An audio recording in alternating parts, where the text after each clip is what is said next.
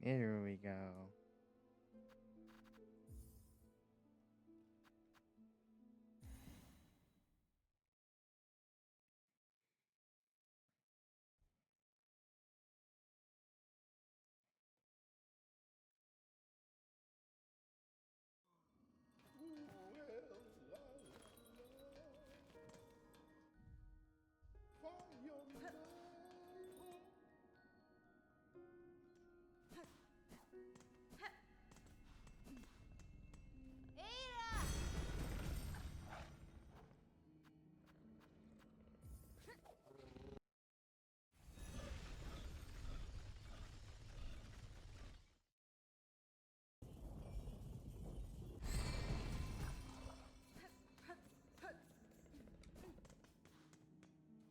Okay, so I think last time I unlocked access to the other area I need to go to.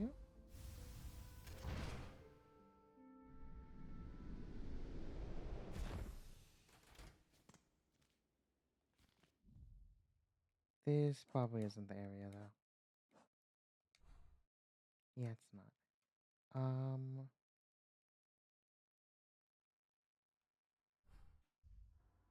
This is over near the fight I still need to finish.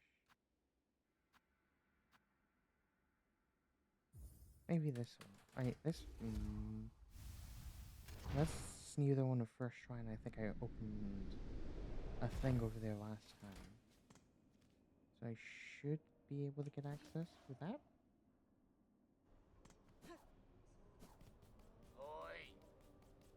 Yes, I did. Okay.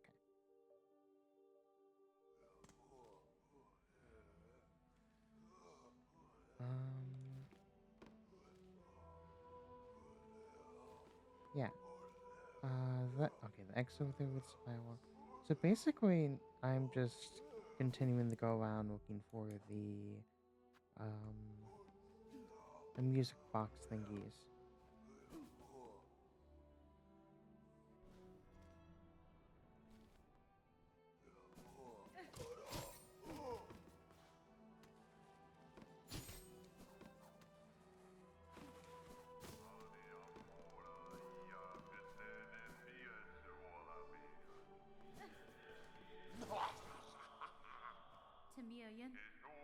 Show me your collection, Vault Keeper. We've respawned. She is a bother nuisance. Bring more gifts, the collection still has gaps.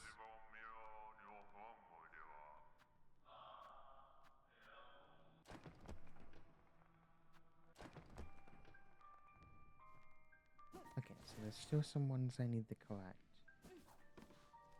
Oh, nothing else to do other than explore, I guess.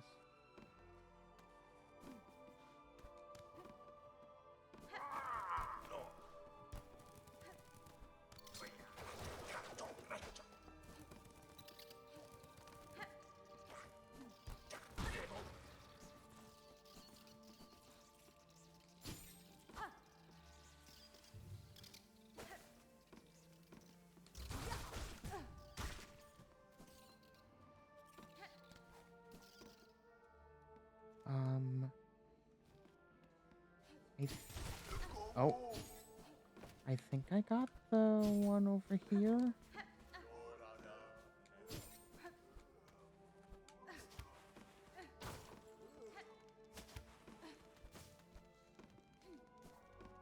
Maybe?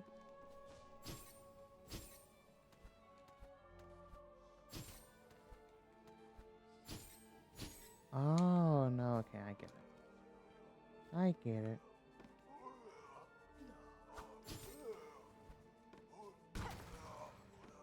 Shit. Wait, is that even... Oh, it is the one. Okay. I see now.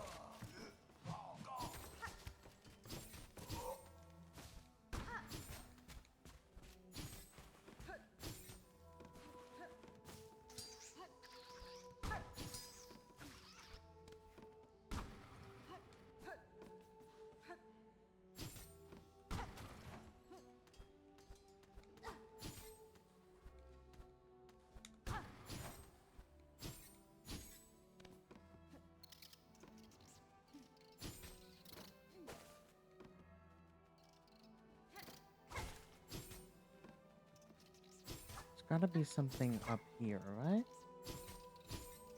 Oh. Hello, little guy.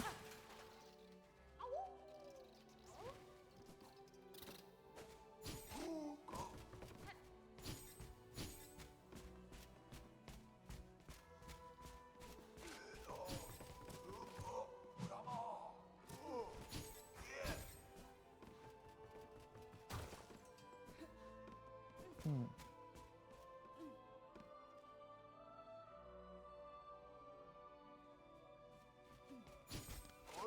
Oh.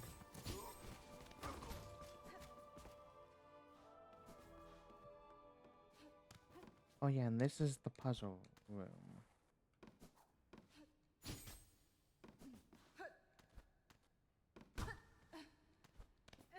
Um...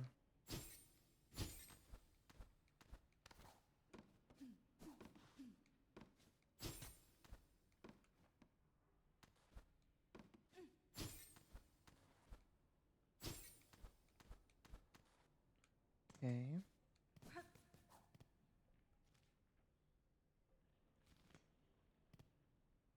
Okay, this led to where I got the pale oil. I still gotta find more of the cylinder thingies. But it doesn't appear that there's one over here.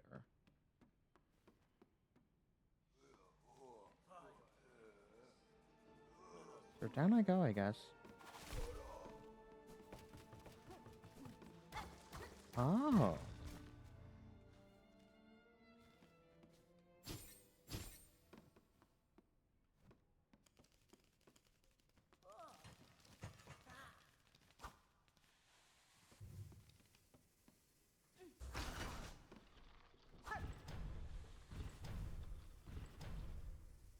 Is this... Am I gonna get jumped? Hello?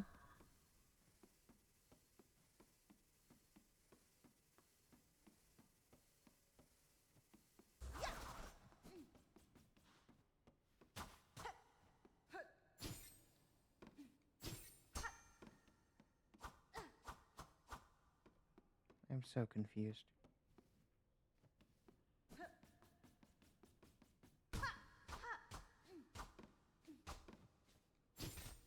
So, like, I turned the lights on, and there's things scuttling around.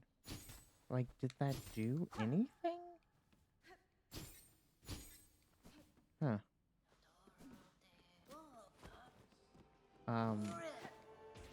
Oh, at least whatever these are.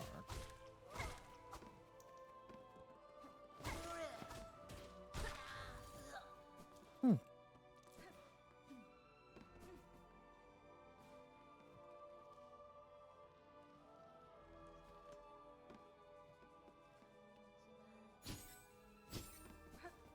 Is this area from before? Which has Trobbio's quill. And I think this leads to his stage? Yeah, leads to the above area of his stage. Oh, wait, I might need to defeat him to get the last one. Didn't mean to do that.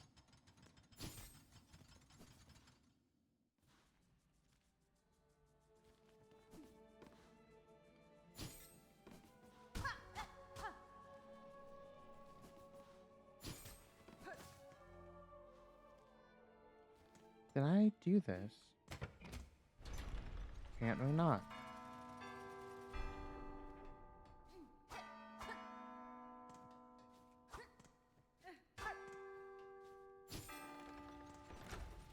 Oh.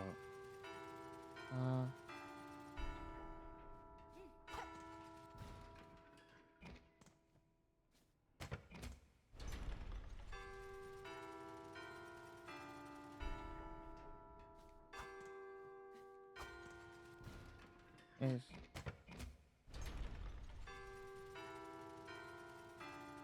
Okay. Here, here, here, here, here.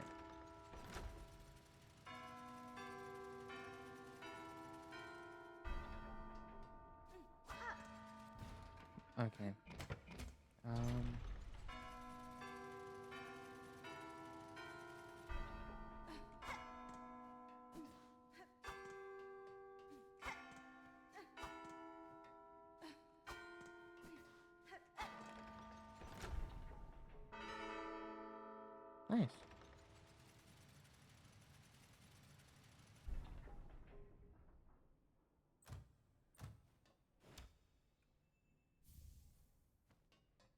Oh, not what I was expecting, but welcome.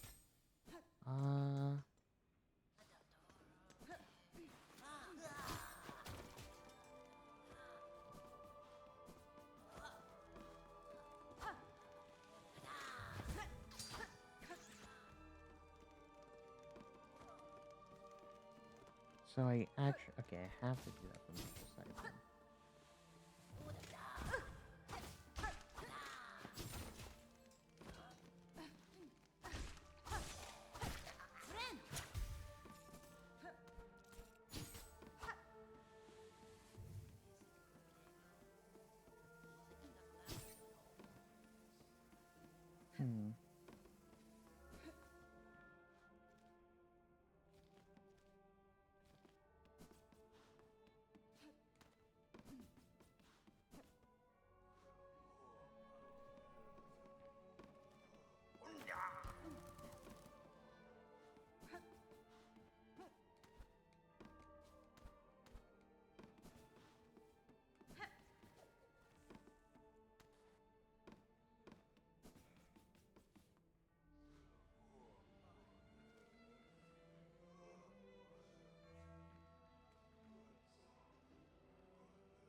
Yeah, I think the next step might be that I'm supposed to defeat Trobbio.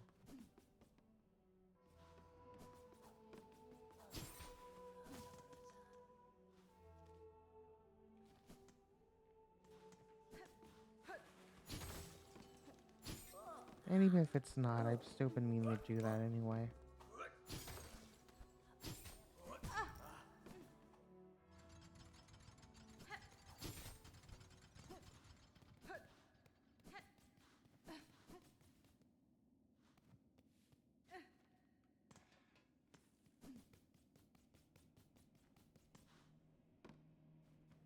Okay, yeah, and this is fully open now.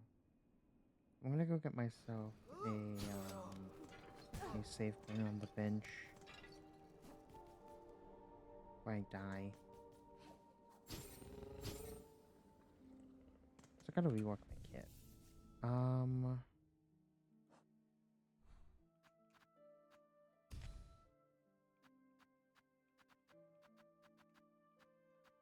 Hmm.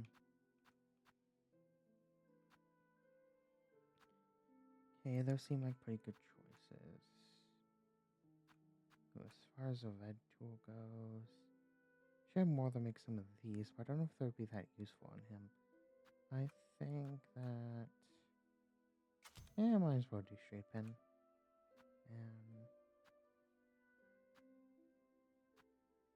yeah, that works.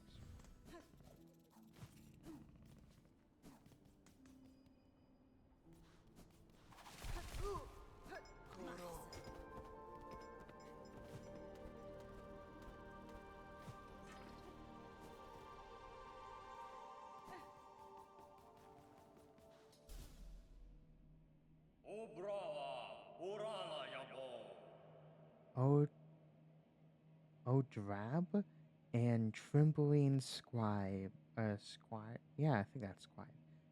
You who timidly steps upon the great stage, fate has fate has seen you chosen. Cast away your fear and join me as my partner. Parum's flame must flicker, but to get Parum's flame may flicker, but together we shall spark it ablaze. Let us enliven this citadel, lost in silence. Let us rouse the soul of this great land.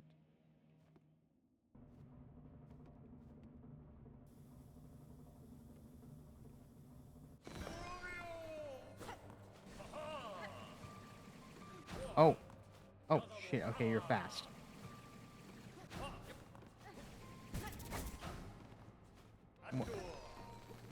Oh, oh, okay.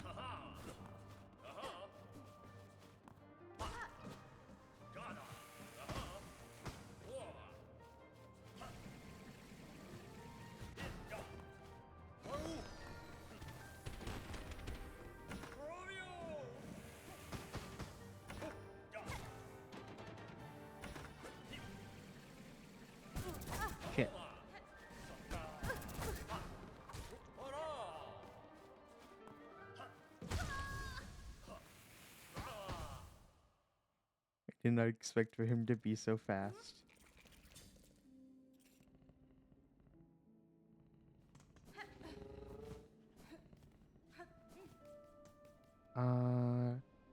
So he might... I feel like he might be the quickest enemy, or quickest boss yet in the game.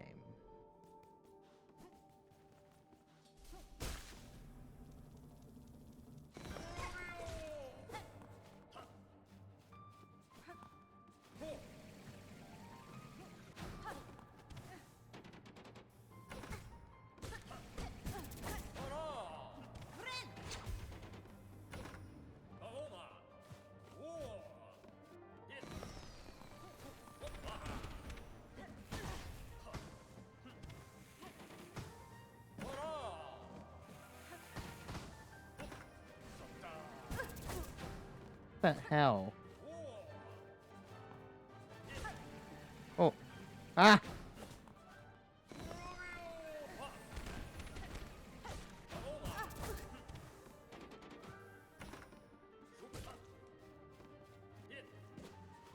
Ah!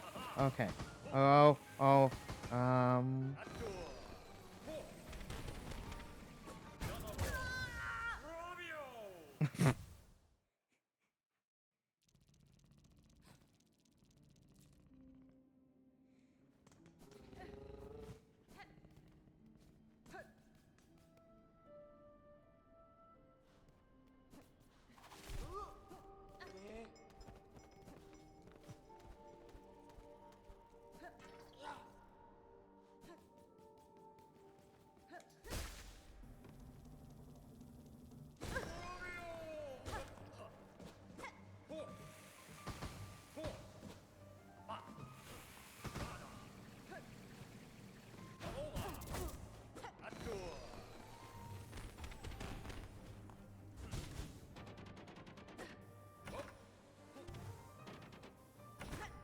What the hell?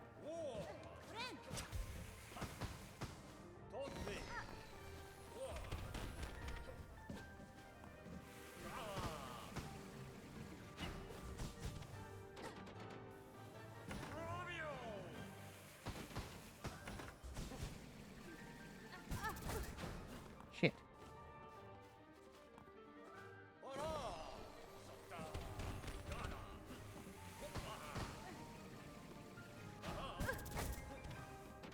I hate the fucking tornadoes that he casts off at the end.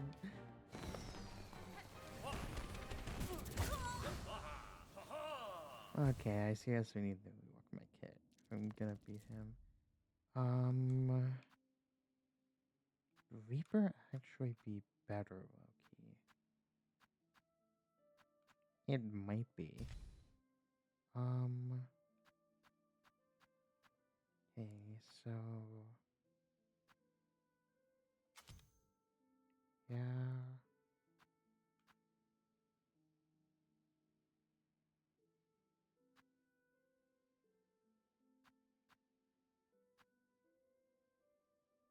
No, we won't stay still enough for that. So yeah, that'll probably help.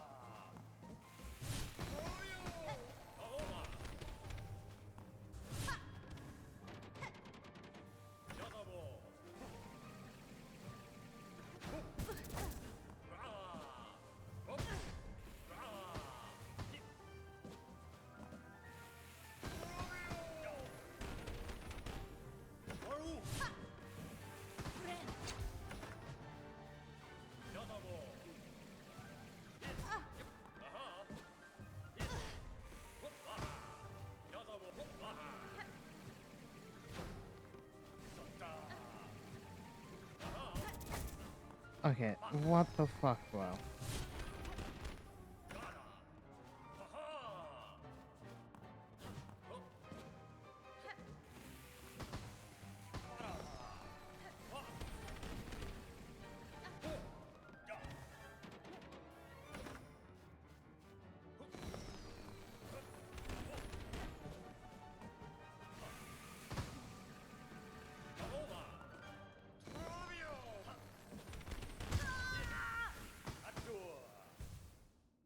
Whoa, how the fuck do you fight him like this? I think...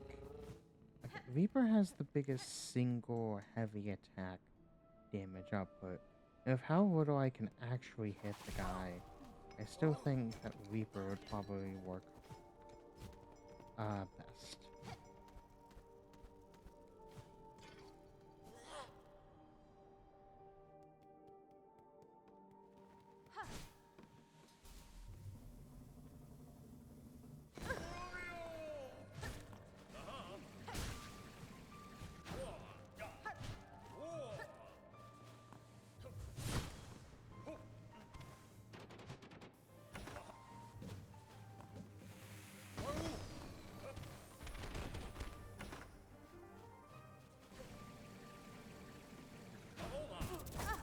Okay, that was fucking aimbot, bro.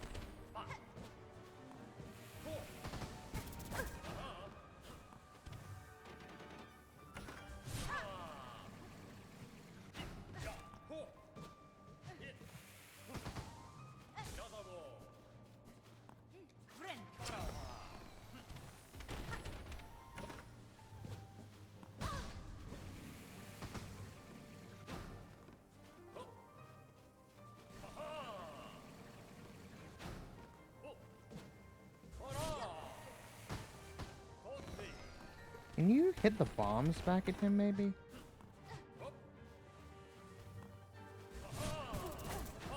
Okay, that was actually genuine bullshit.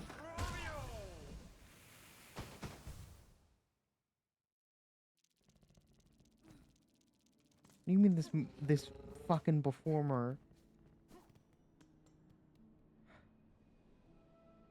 just parried a sword with his hand?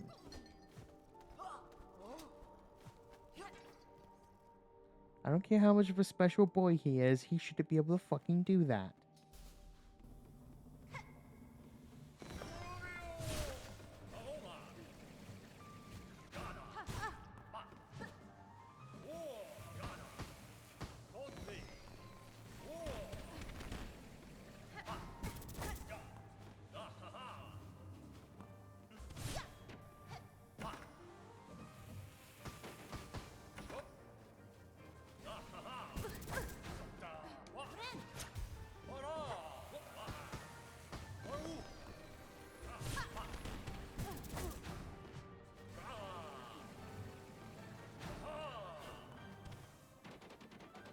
Get out of the ground, you fucking coward.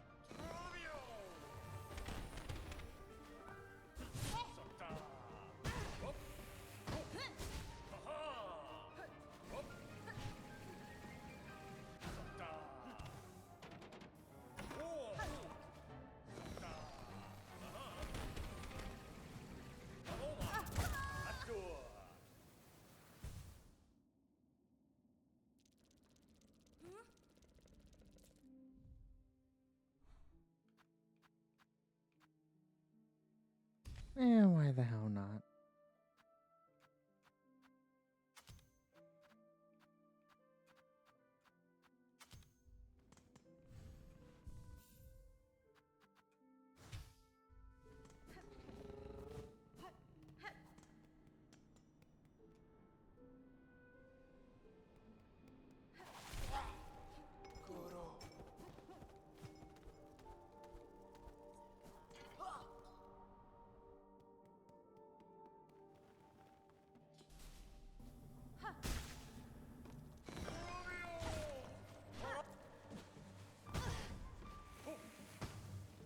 actually haven't. I don't know if I tried the heavy attack this one. What the fuck?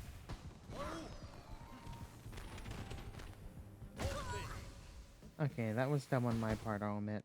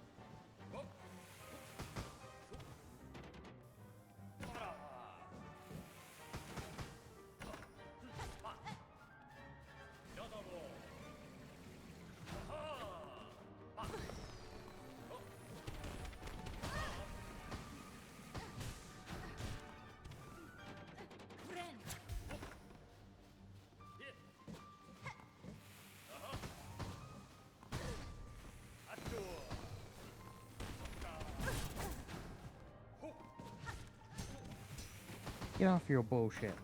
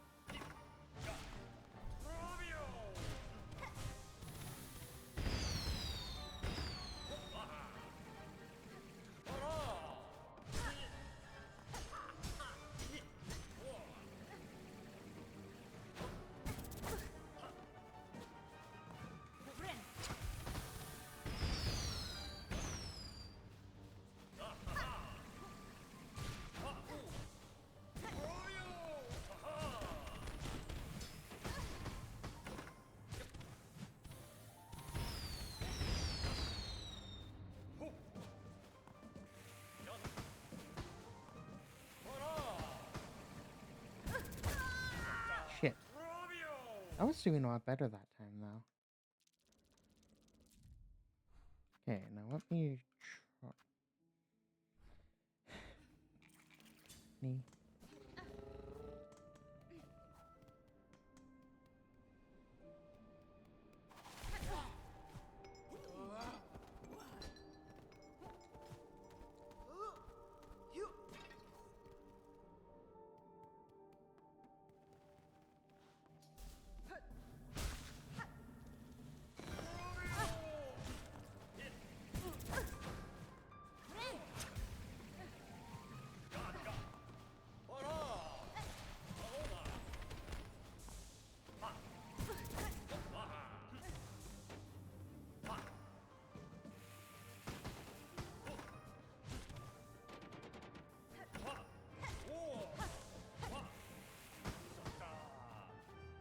Okay. You can't damage him with the sparker bomb thingies, but you can hit them.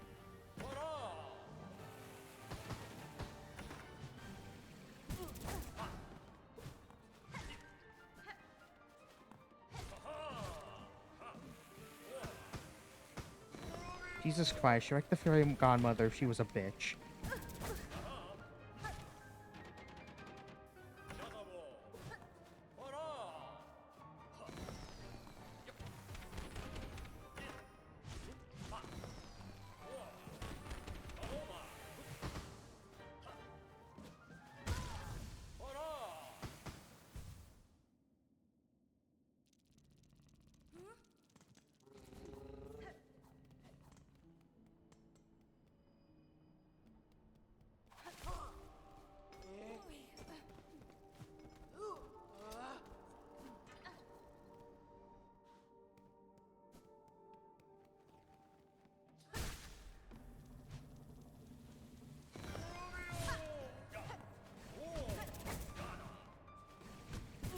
Oh my god. Why the fuck do you have cheats? I hate you, I hate you, I hate you, I hate you.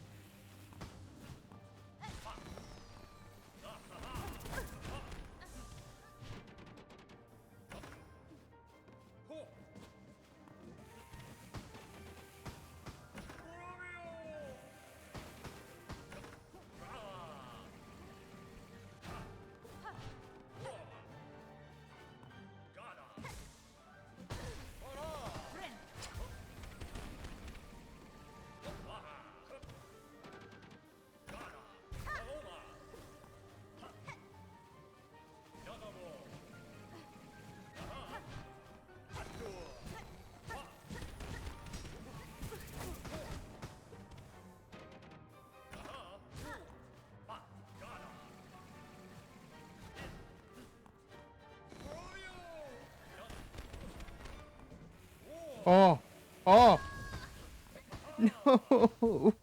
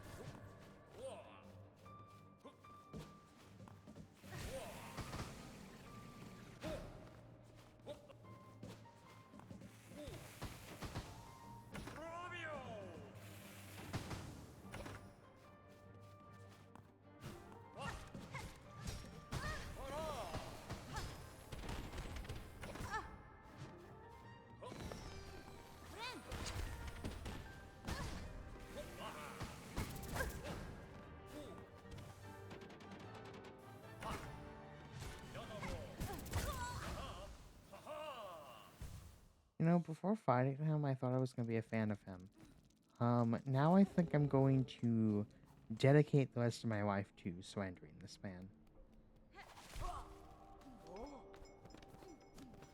I will be making Fraudcuna level slander of Trobbio.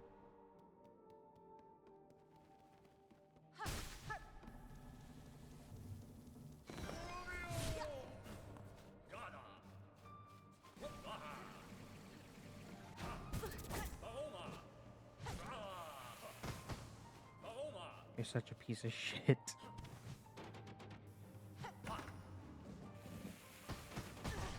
Get out of the fucking ground. I know we're bugs, but... Ugh.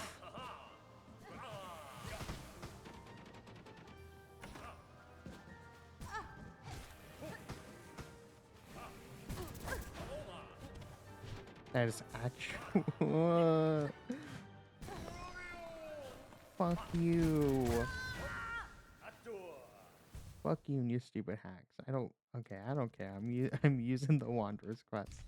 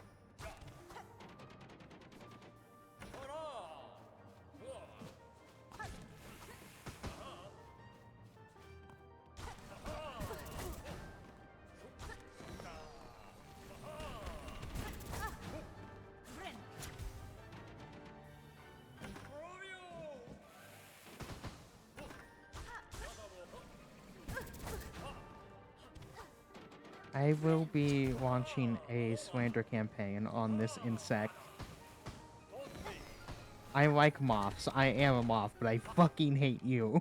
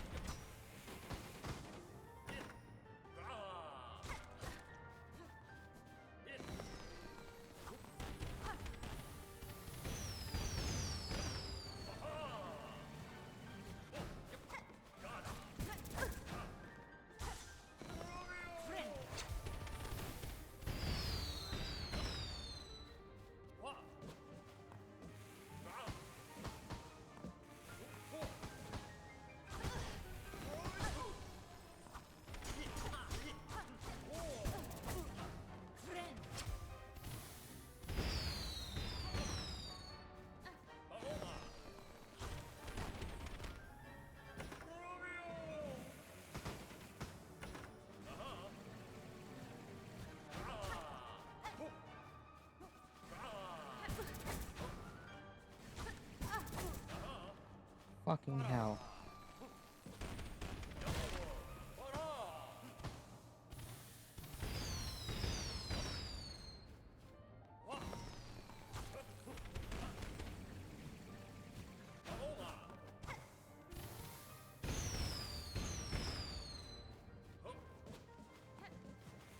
Ah, okay.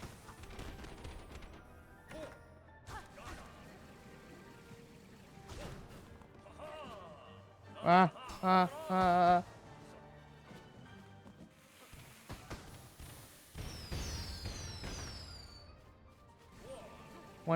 One hit's all. I'm begging you. Oh, fuck.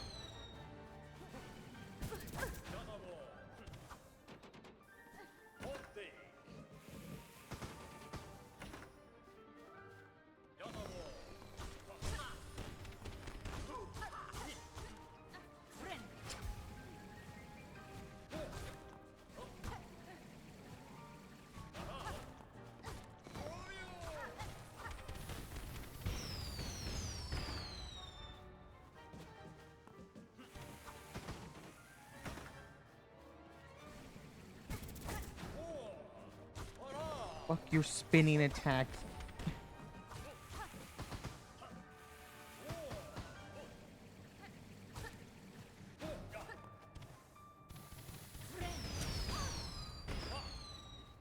Eh. Did I beat him? You stupid. Yes.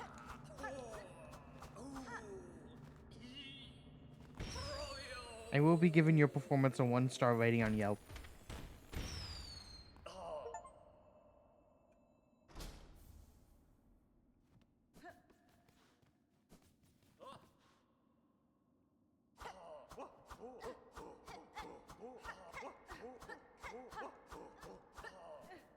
Fuck you. Hey, before I forget about it, I should open this.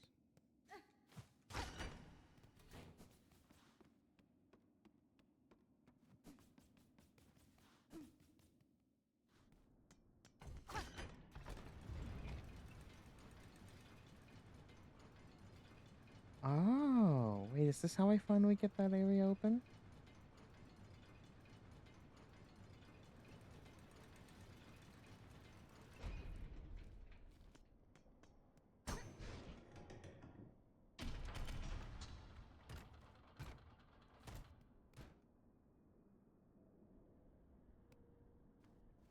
Looks like so.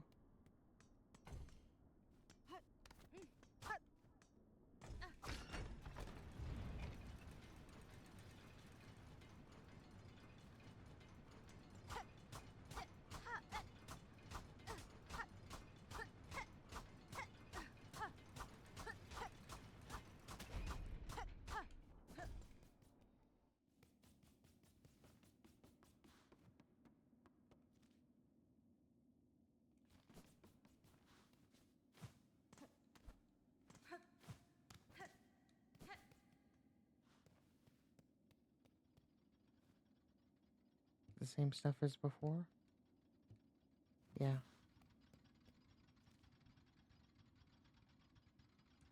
What did he drop again? Crimson Mirror. Theatric tool of various of whatever that says bug. When binding emits a dazzling flash that damages surrounding enemies. Oh. Hmm.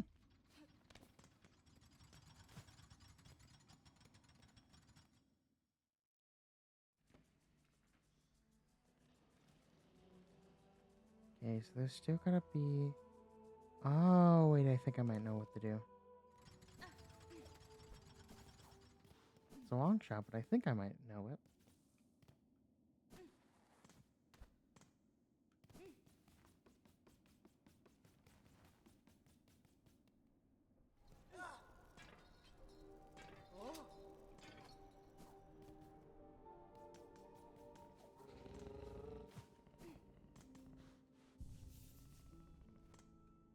Yeah, I actually want to equip that.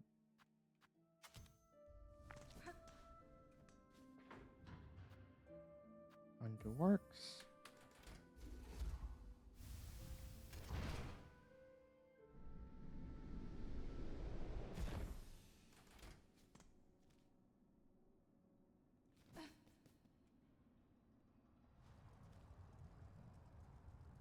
Okay, no, so that one is a over and around one, I think.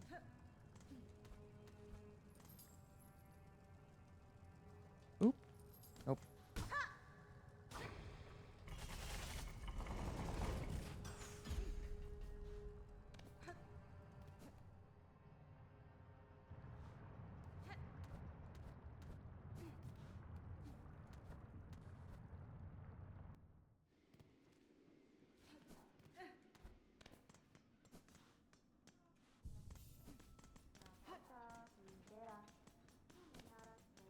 Oh, wait.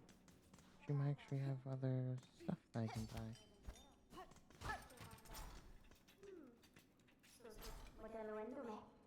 That's fine. You were scattered about the citadel, each seemingly laid with purpose. Someone wished the thing dismantled, but showed respect enough to see it stored safe. The heart is an inspired form. conceived by the first of my line for a knight of cog and blade. In it, I see my predecessor's talent immense, now lost, forgotten. I could never create a copy, a I could never create copy a work so fine. And the knight that once bore the heart, tell me of them. A gleaming order, cog work sentinels, a impressive, majestic in function. They were charge bound in the highest royal duty. Long before the creation of the corps, the sentinels ventured ever beyond these walls to see all bugs brought forth safe to serve the citadel. If the hearts were stored within the citadel shell, would it give thanks for the awakening, or would it grieve those lands now lost?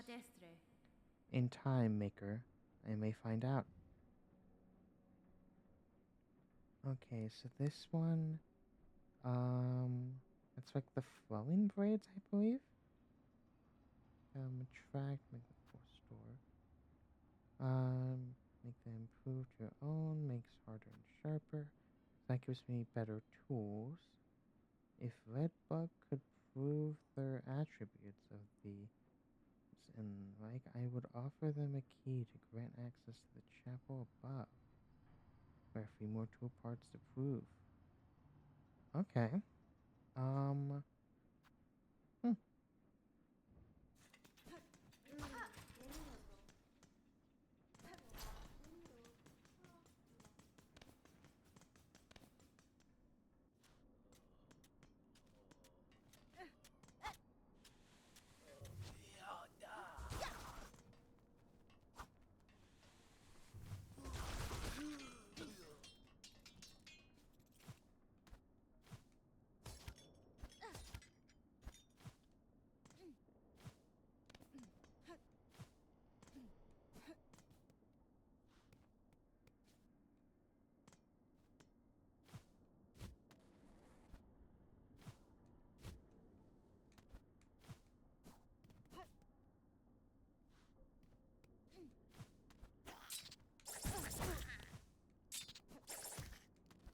Fucking hell.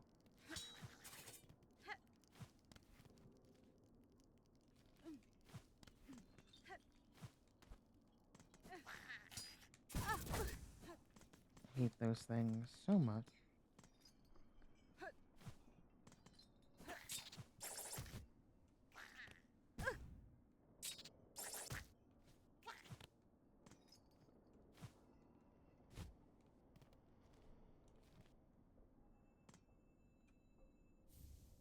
Shark bundle.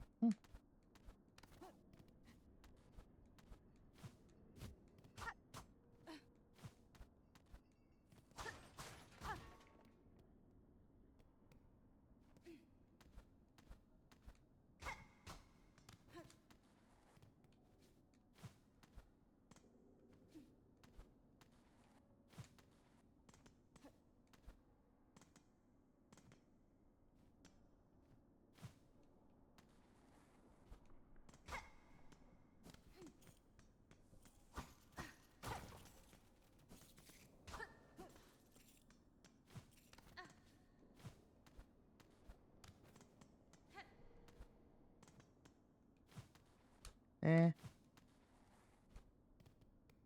Okay.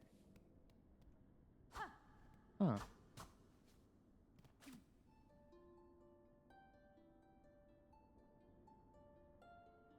No more. Remember silence. No more.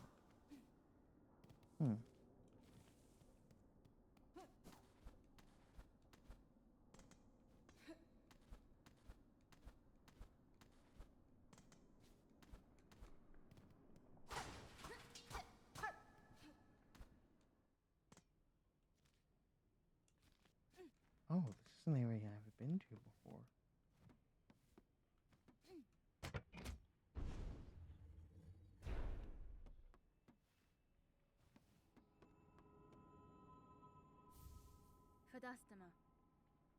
To run the melody above, this cylinder must require a working listening device. This one here has long ceased to function. The last keeper still saying in the vaults above, their chambers hold just such a machine. Need only return. So is that the last one? Well, I mean, I guess this is how I get... Oh, come on.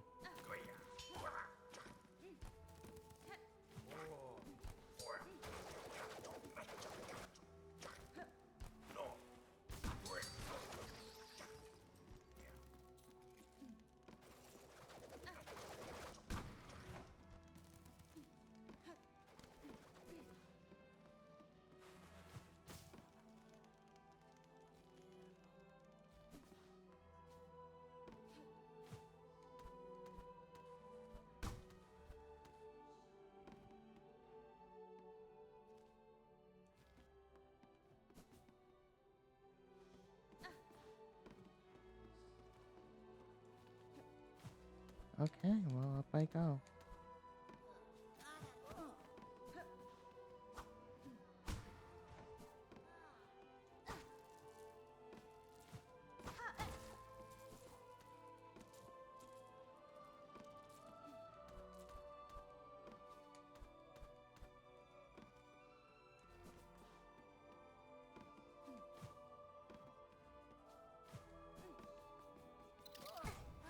Shit, shit, shit, shit.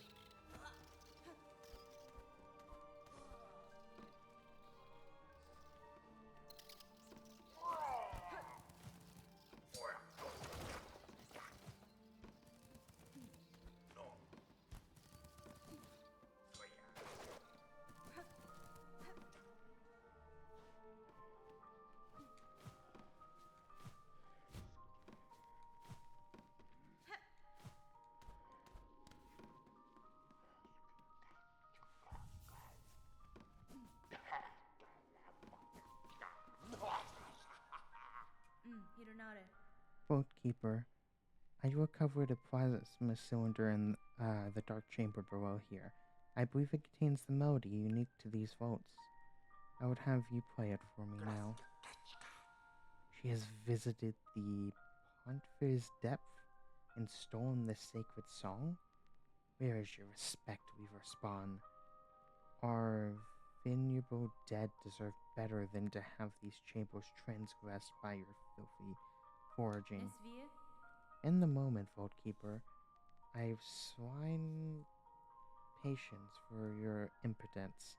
Either prepare the cylinder and stay silent, or ready yourself to learn regret.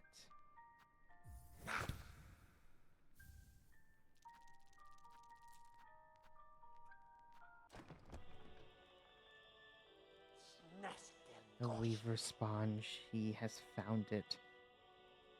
Our Pontfid's sacred cylinder, stolen from the dark below.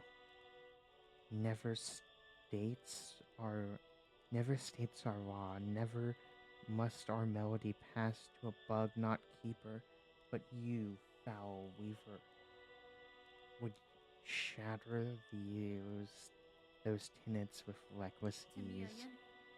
Your Pontfid is gone, Vault Keeper. Your fellows have fallen to husk and thread. What was once bound these vaults died with them. Fine, curse she, flame the sacred bug, and pain to you if you, both are damned forever for it.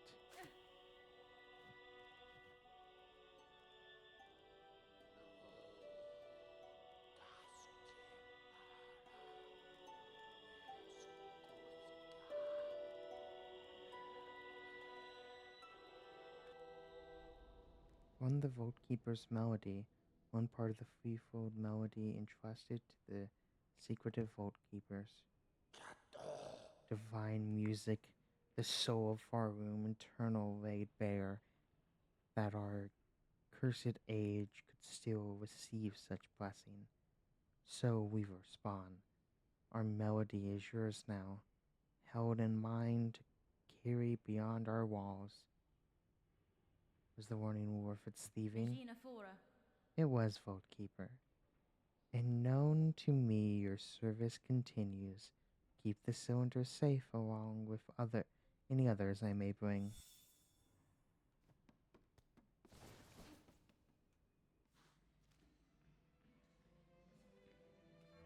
Okay. I want to go back down into the underworks. And explore that area more just to make sure I didn't miss anything.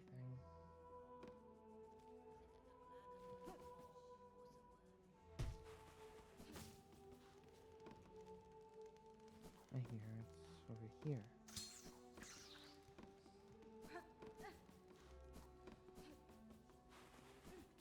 Nope.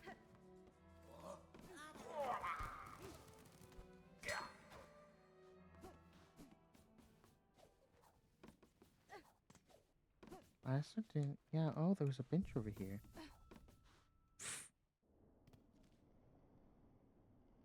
Okay, it seems like I found most of the area under here. That was dumb.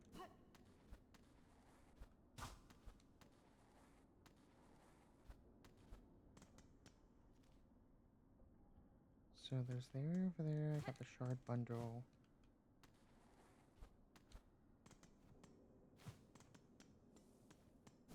I know that's what that. Okay, that's what that was.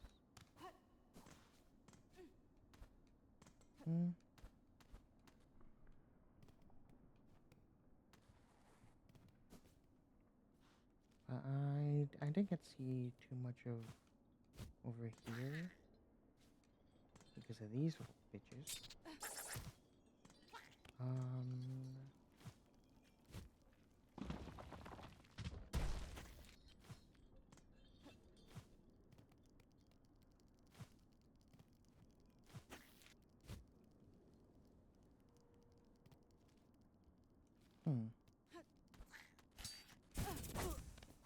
What the fuck, bro? Okay, that seems to be all there really is to it. Okay.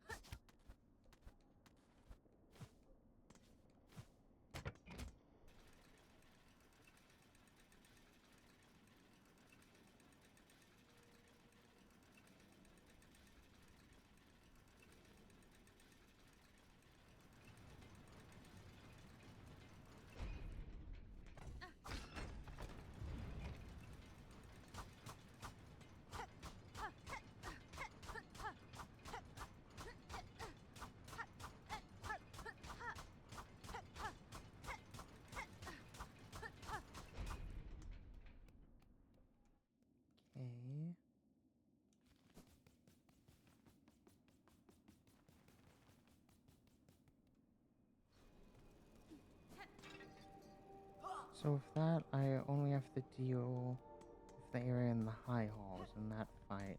And I'll have the last part of that song.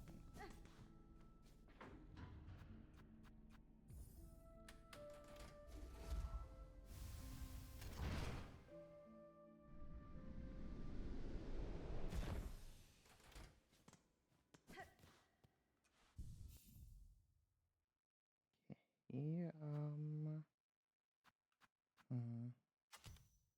interesting. Those were so useful. And I think that ended up being more useful before.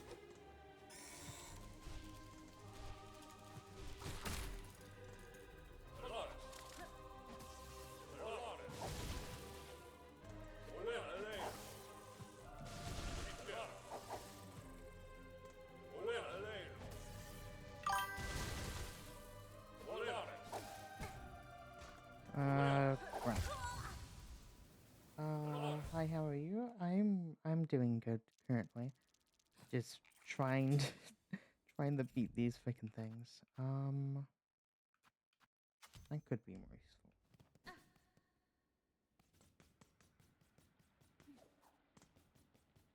The enemies with like the flying things around them, in particular, give me a lot of trouble.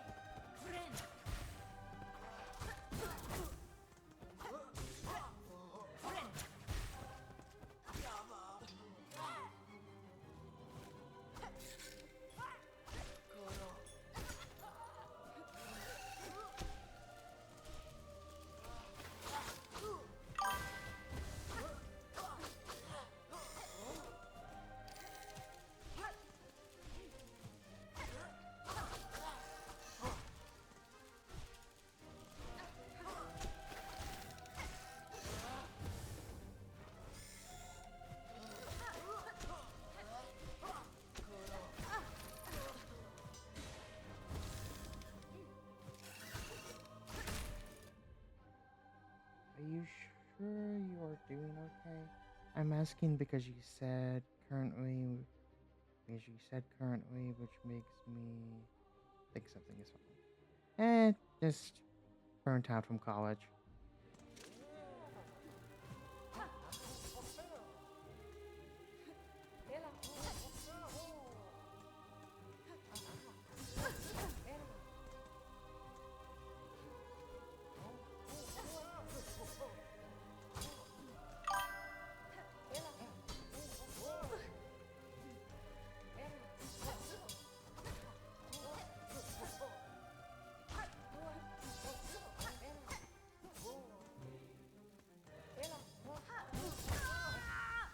Oh, okay. What do you study in college? I'm a psychology major and a minor in sociology and environmental science.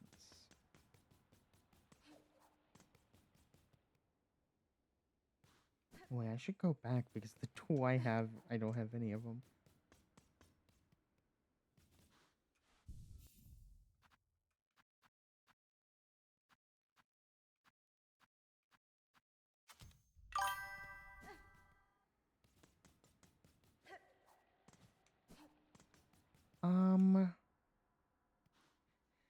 I wouldn't.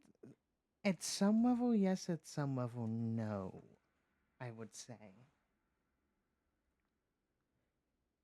Um, like it makes me good at figuring out when something's wrong or when a person needs help if they're like keeping something secret.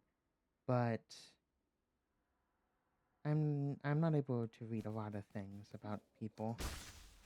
It's never really been my strong suit as an autistic person.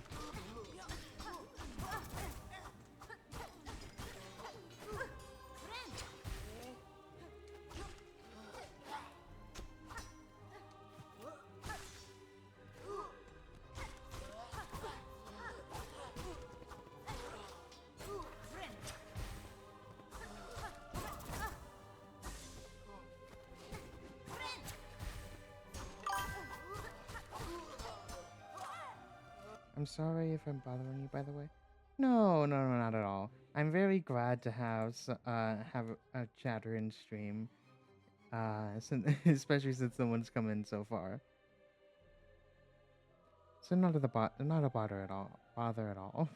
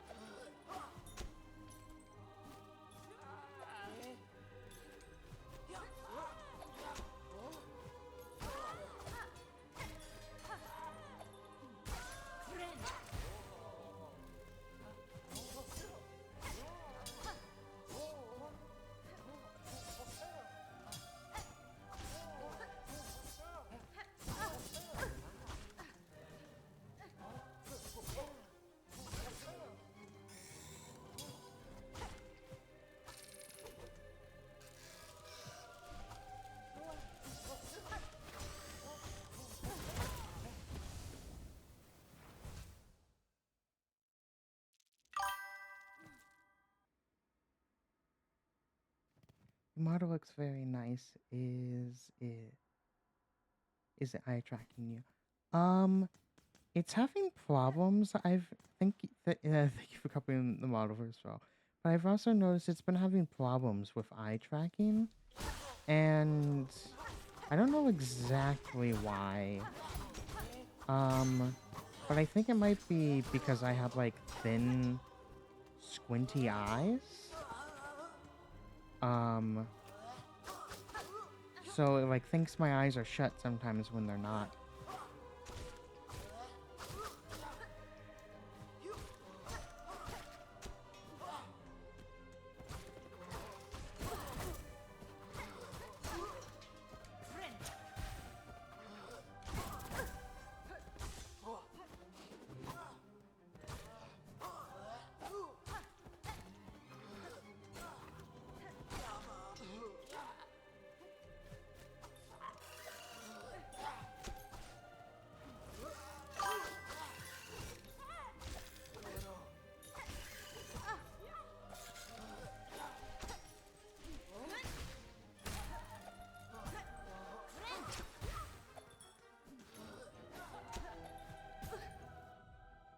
Is there a cool feature your model has of VTuber models? I don't know if there's a specific cool feature. I have a few toggles. Um, I can turn brush on and off. I know there's one that's like dizzy eyes.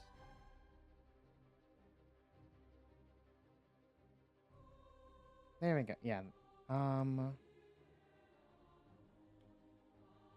trying to remember the other one. There's one that gives me a 5 head, but I haven't set it up yet. It like squishes my face. But there was okay, yeah, I can put the thing the control upside down. I can make myself angry or surprised, which just widens my eyes open. I don't really have a special one though that I can think of. um, but I like having the ability to turn those on. Oh wait, yeah, I have the hard eyes one as well. Yeah.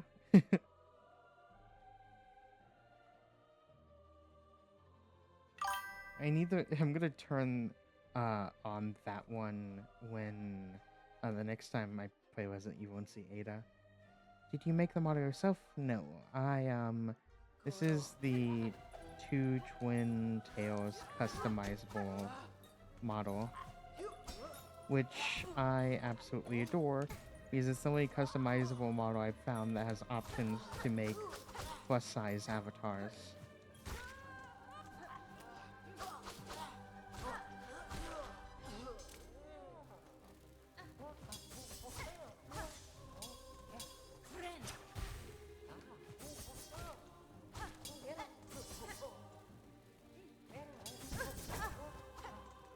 Yeah, it's great quality. I love it. This is the second stream I've done with it, but so far I've loved it a lot, and I especially love having the tail just going in the background. That's probably like my favorite detail, honestly.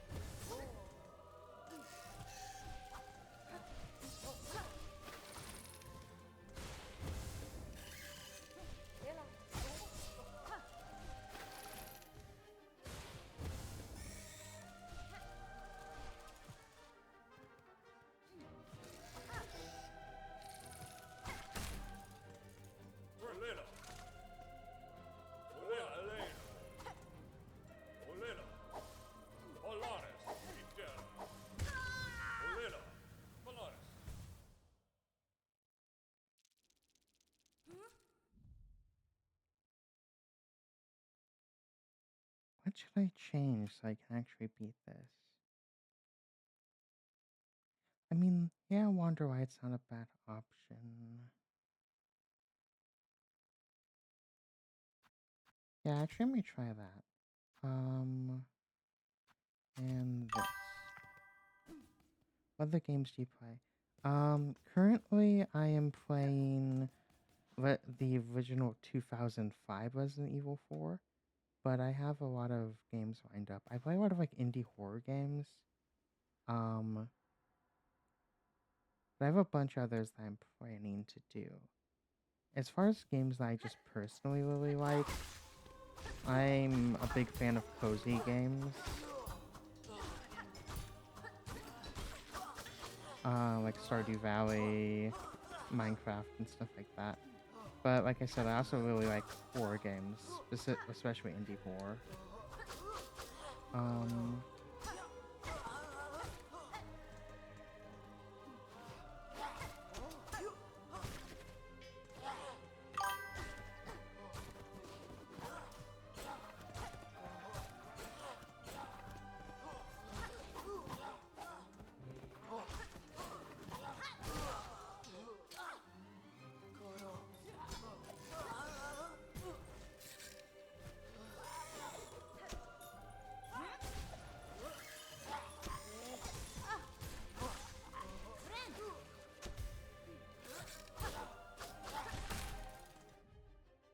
What is your favorite horror game?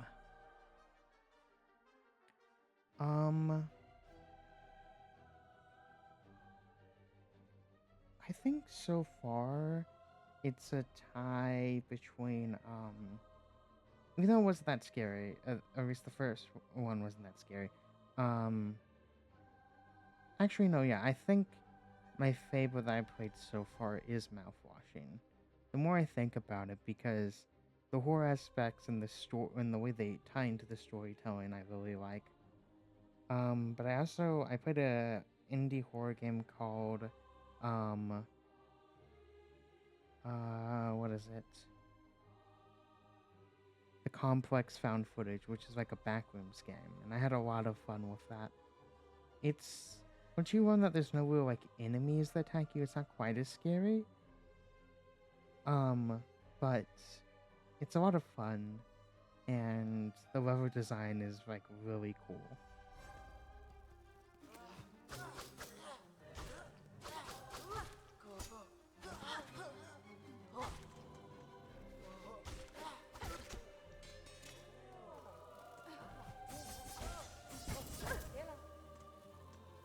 Okay, can the two of you line up, please? I want to get you both of this. There we go.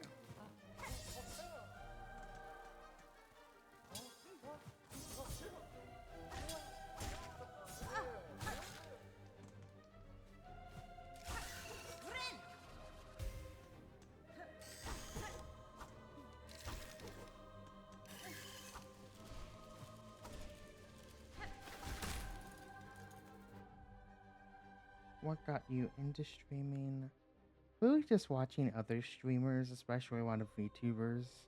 I liked seeing just people getting to have fun with stuff they like and unapologetically be themselves. And just have and just have like nice interactions with people. Although and I specifically followed a lot of people that spread positivity, and I tried to do the same.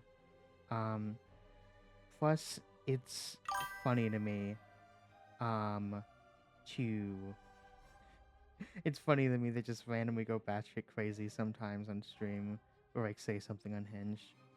Looking back on it, especially. Okay, so if I had to choose an oh sheet, the person that really first got me into VTubing and streaming in general would be Tricky Wee.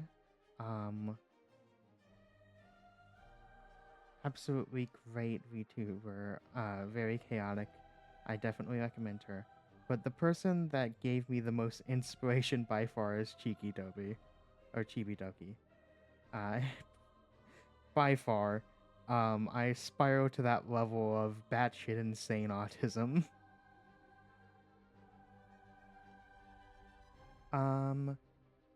I don't really know if you're supposed to choose one person for that, but those are the two people that really got me into streaming the most.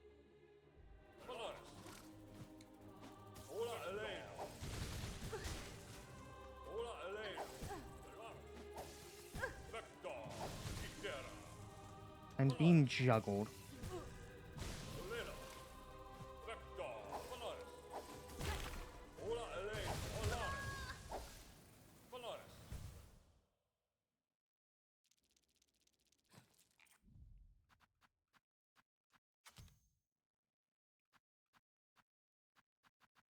What else can I add to help get more silk?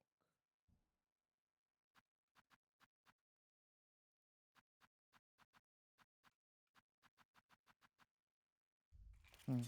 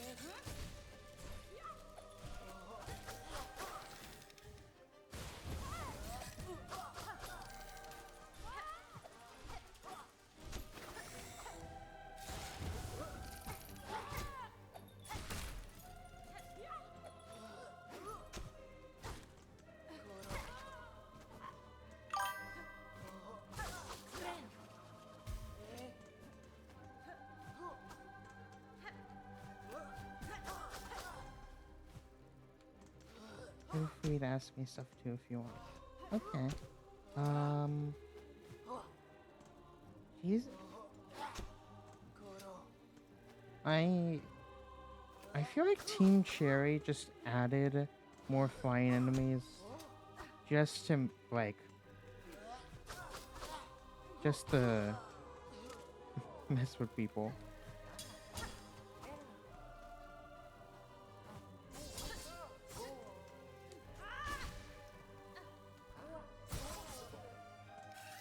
Double shot.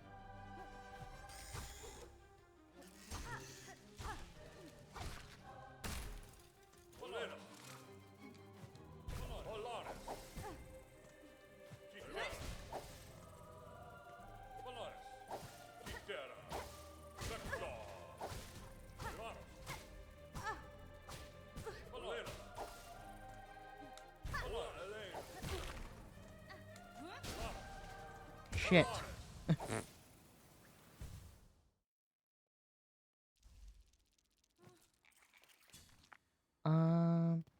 This is a question I can ask you how you stumbled across my stream.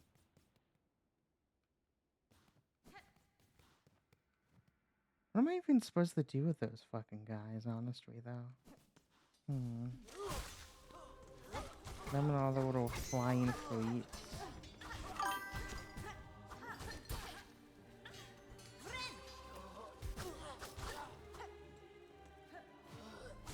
I found you few tags. Oh, what tags did you put in?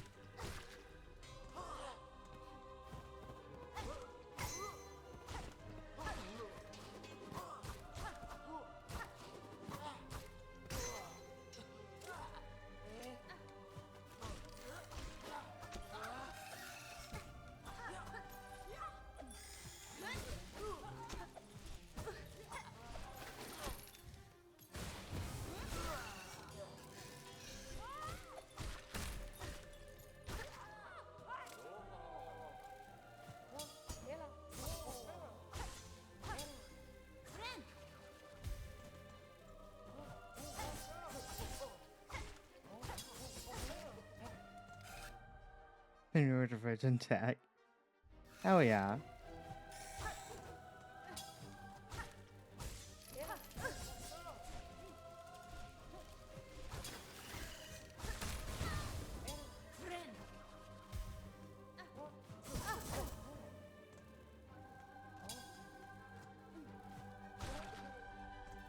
Okay, now let's figure out how to deal with these guys.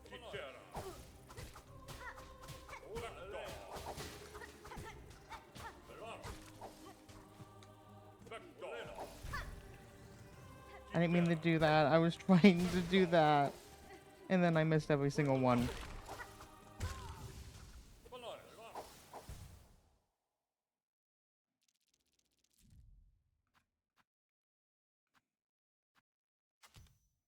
There's gotta be a better way to take care of those guys.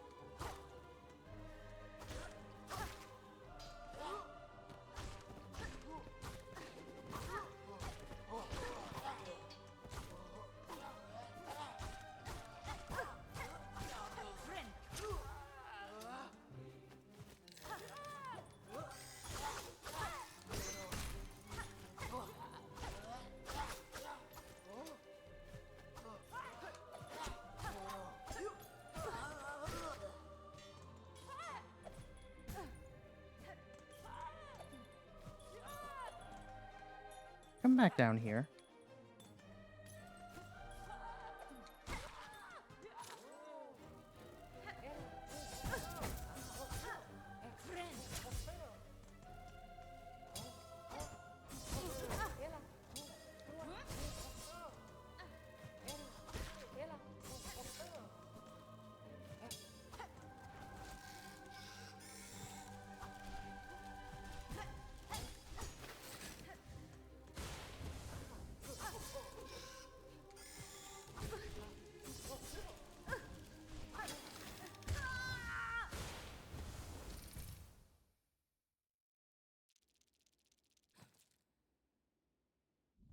Oh wait, yeah, I have two of these. Which means I can get more items. But what would be the best? I mean, these could be useful. Oh, but so could this. I'm gonna try this.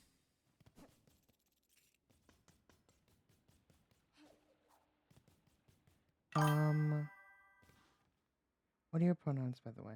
Oh, I use like I use she, her, its pronouns. Either one works for me.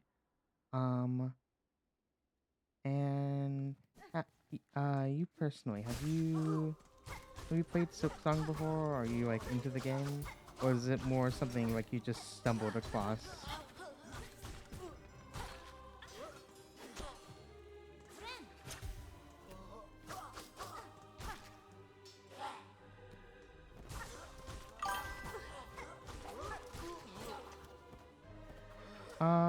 I honestly don't have a preference between the two. I go by she, her more, but that's more just because that's easier for people. It's pretty neutral for me.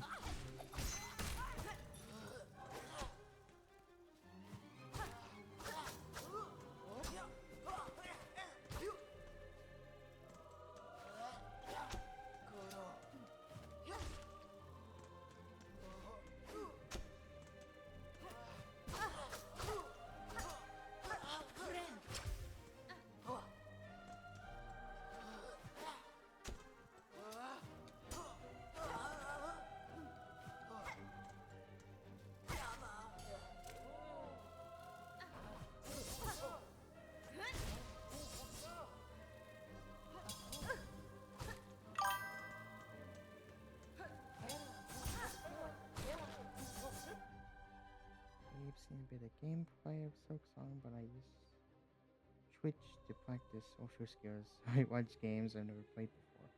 Well, that's a good idea. Um,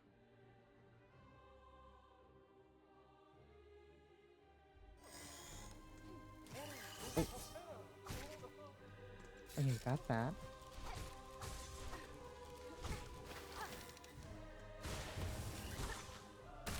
Okay, nice.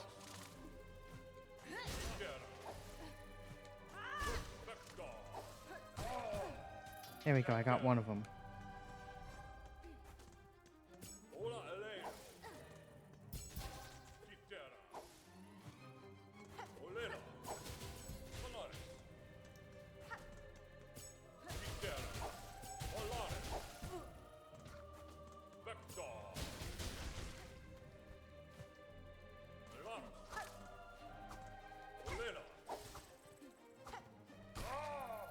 Finally.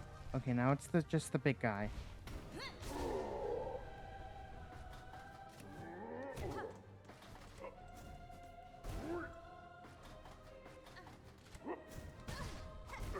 Oh my gosh. Wait, what the... Ah!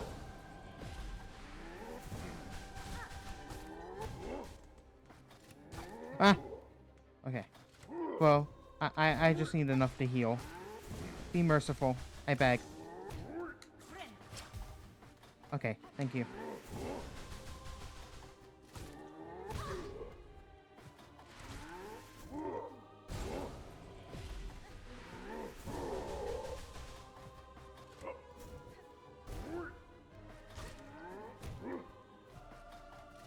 Ah.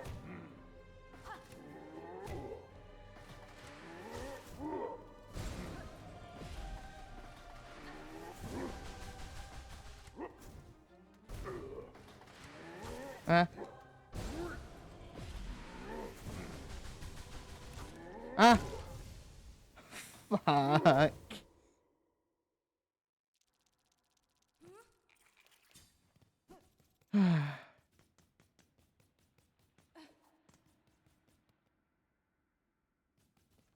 Means to know a bit of its attack patterns now.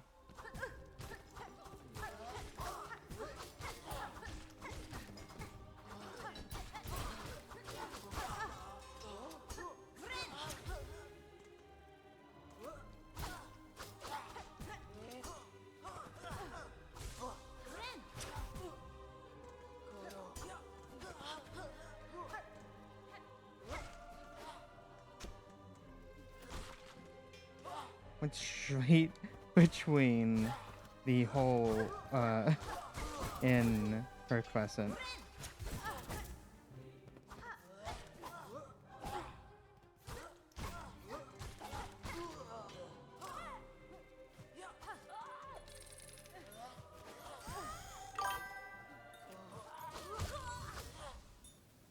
What country are you from? I am sadly from the United States.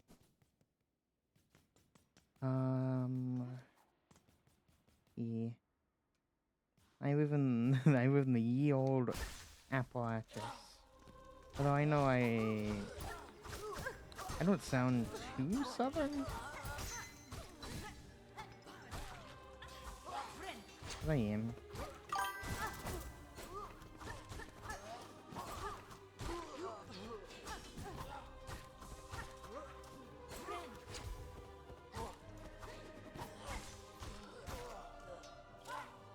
Yeah, I mean, I guess it's one part of being autistic that you pick up on how other people talk a lot.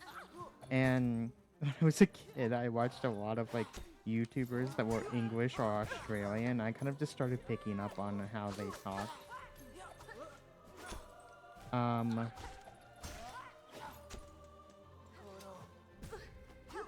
Plus I have a little bit of a speech impediment.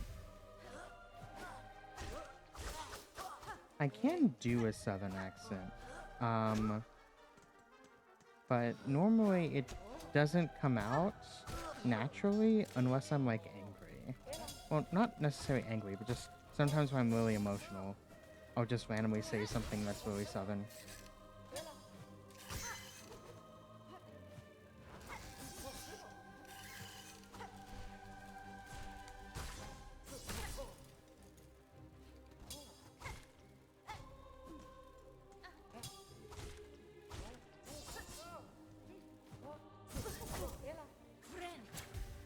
Okay, there. I wasn't making fun of your accent. I'm bad at making conversations, so I read on a question a lot. No worries, I didn't think you were.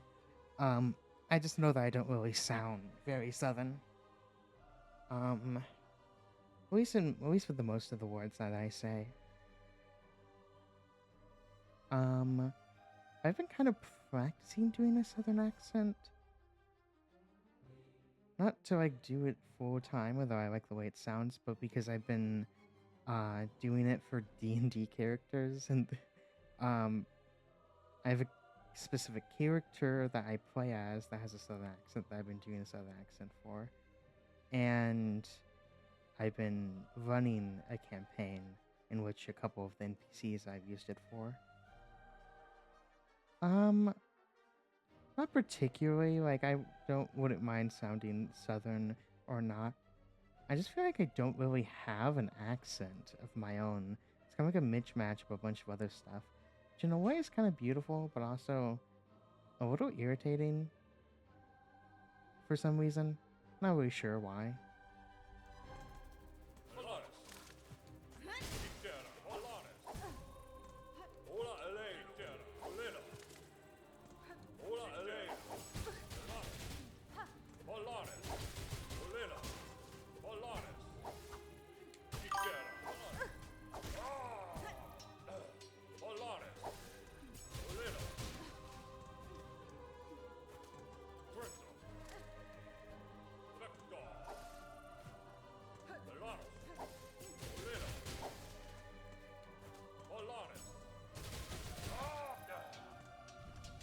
I noticed a lot of southern people want to hide their accent.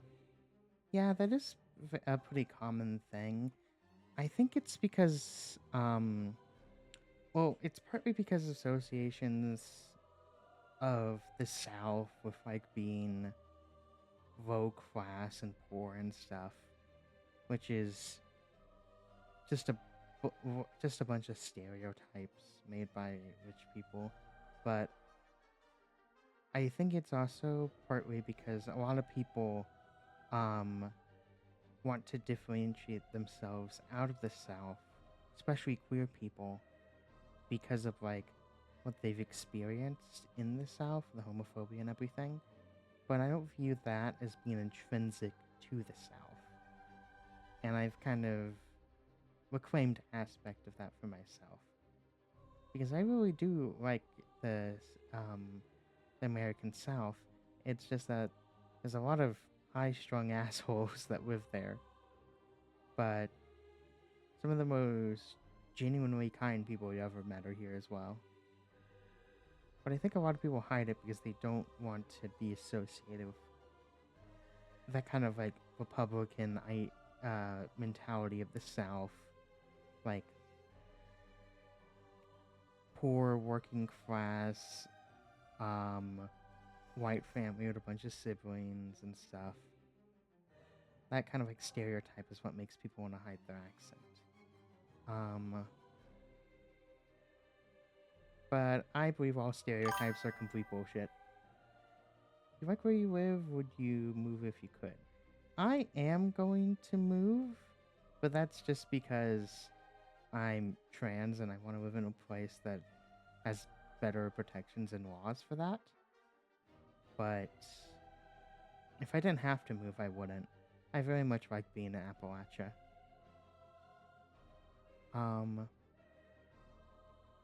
But if it wasn't for, like, asshole politicians, I would stay.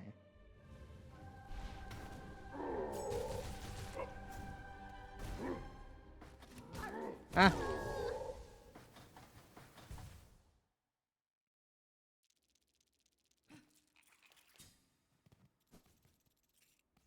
Okay, these spike traps have been really helpful. I think I'm running out of shards, though.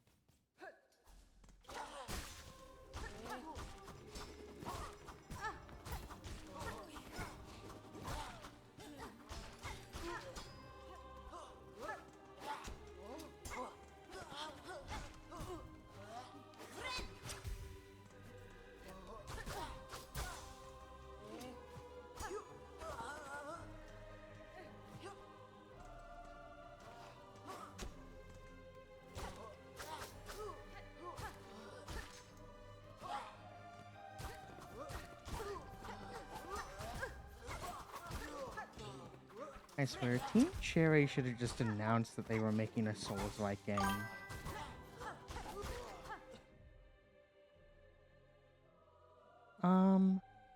Yeah, a lot of people don't. Like, especially people who don't, like, see me in person.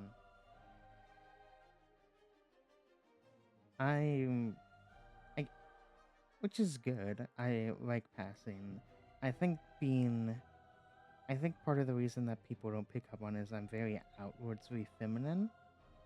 But I prefer that. I am just a very feminine person in general. I guess I would be considered hyper femme in some ways. That's very well, thank you.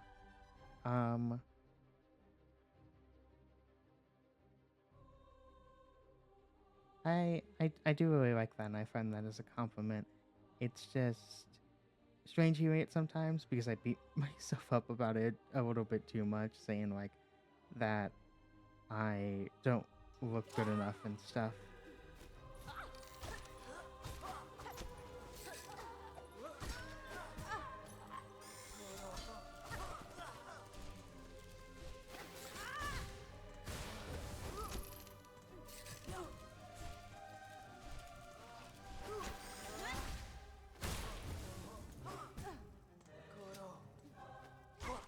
So why did you hit me?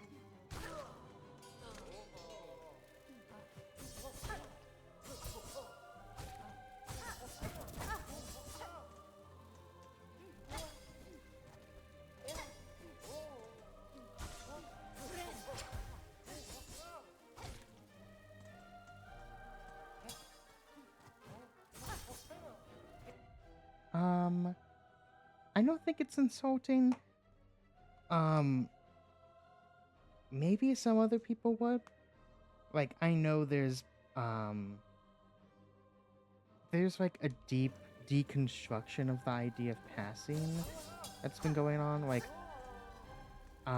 which I do like because, like, I don't think anyone should have to adhere themselves entirely to a gender binary. But I personally like hearing that I'm passing just because, to me that means I'm presenting how I want to and, presenting more feminine way. And I started estrogen like 1 month ago, so that helps a lot.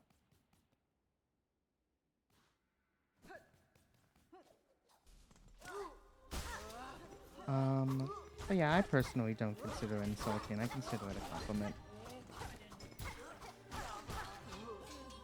I can't really speak for others.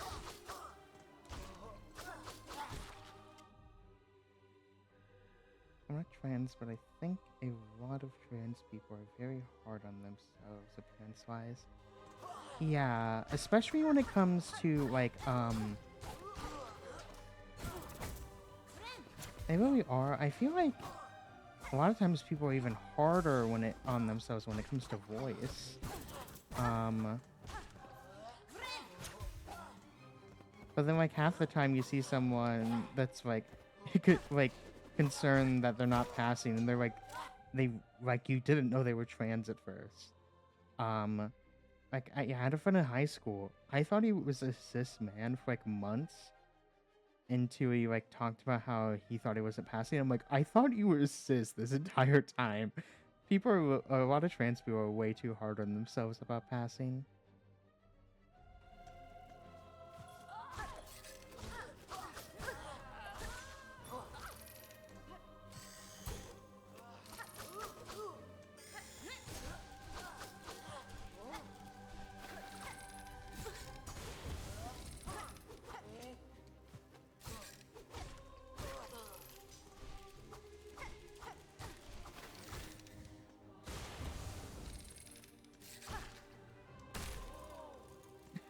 There's also, it's become almost like a meme at this point, but you meet, like, the most beautiful, like, trans woman ever that's passing, like, perfectly, and she's just, like, absolutely drop-dead gorgeous, and then she'll be concerned that she's not passing. There's a lot of, like, deep-seated insecurity about the idea of passing, I guess is a big part of the reason that a lot of people want to deconstruct it. Um, which I am starting to understand more and more.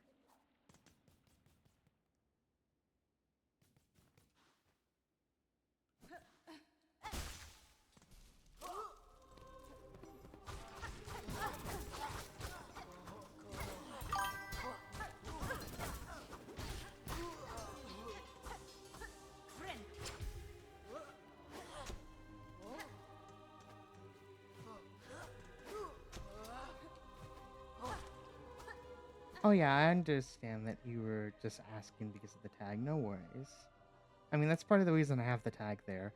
That and so other queer people know that it's a friendly space.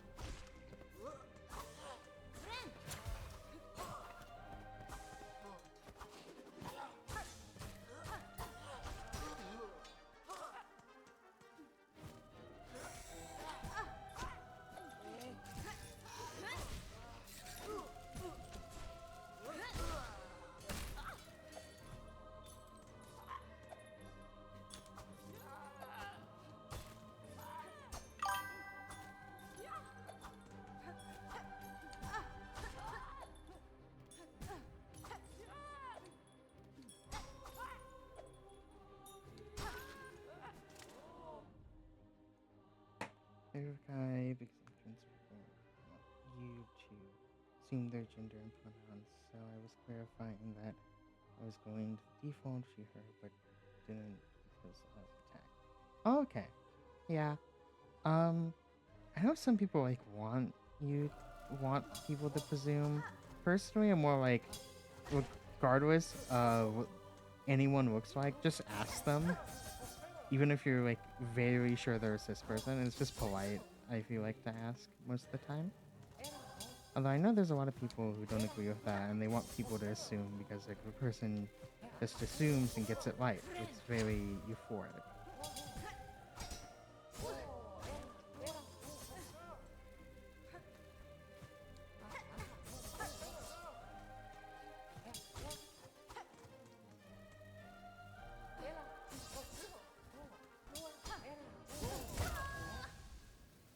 That one cut right before I died was like millimeters,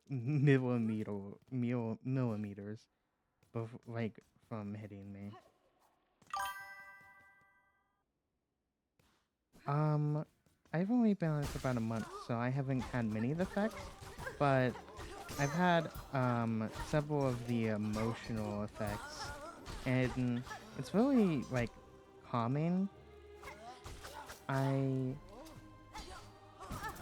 I feel that a lot of like AMAP people don't realize just how much testosterone like messes with your emotional cycle, makes you angry and stuff like that. But so far, it's been a very pleasant experience. My emotions have shifted in a very nice way, and I've just felt a lot better. I make the joke a lot of times that there's a joke in like the trans community that I like to make a lot, which is basically saying that I have that before I started taking estrogen, I had testosterone poisoning. That's kind of what it seems like sometimes, because you realize that your body is just naturally working better after you're on the hormonal system that matches your gender identity.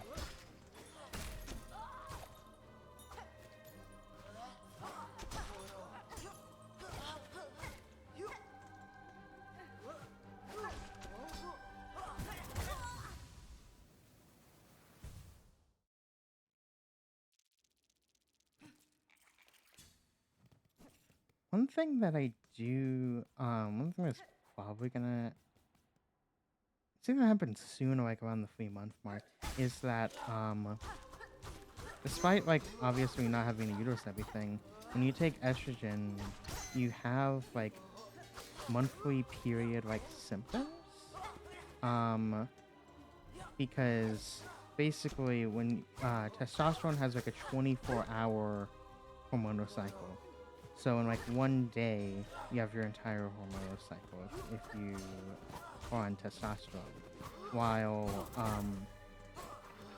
the reason that like periods are monthly is because estrogen has a hormonal cycle that's like about 29-30 days. So a lot of trans women will experience having basically the same effects that a cis woman would have if she had her uterus removed, which is like basically most of the effects of being of having a period, other than cramps in your uterus and bleeding, obviously. It's very interesting. I mean, I think you still have cramps. It's just, you know, not like in your uterus because you don't have a uterus.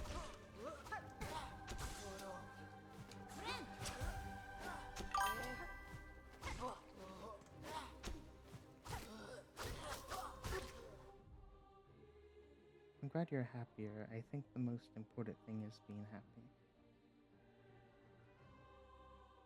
Yeah, I'm glad that I'm happier too, but I feel like necessarily being happy is the most important thing. It's more that being at peace is the most important thing.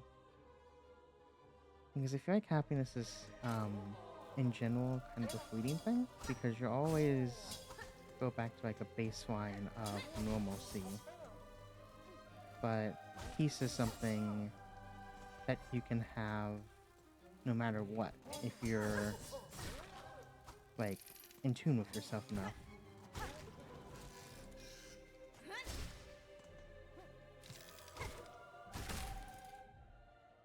Ooh, this is gonna be messy trying to get these guys without any soak spears.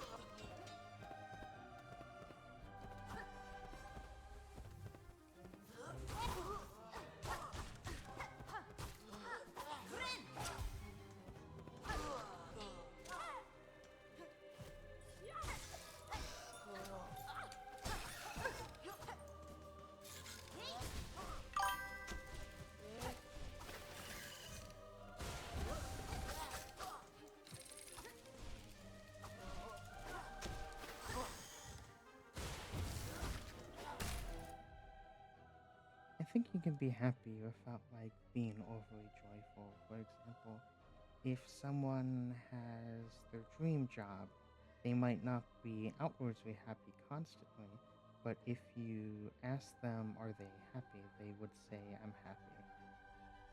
I'm with where I'm at. Trying typing. Yeah, I think that's kind of what I'm trying to say in like being at peace. Isn't like, it's not like constant joy or euphoria, but like a nice, pleasant sense of normalcy where you aren't upset, you're happy where you are.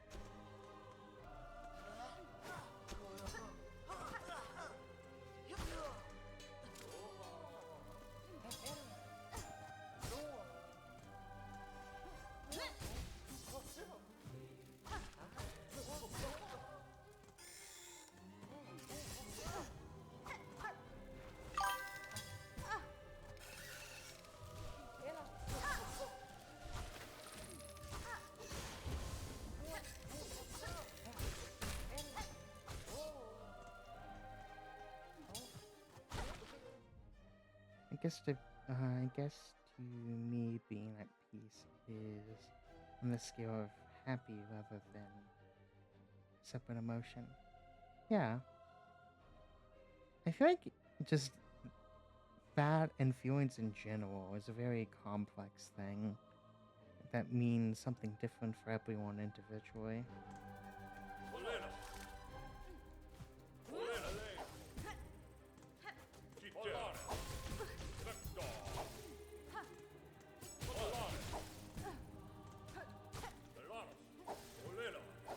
Ah,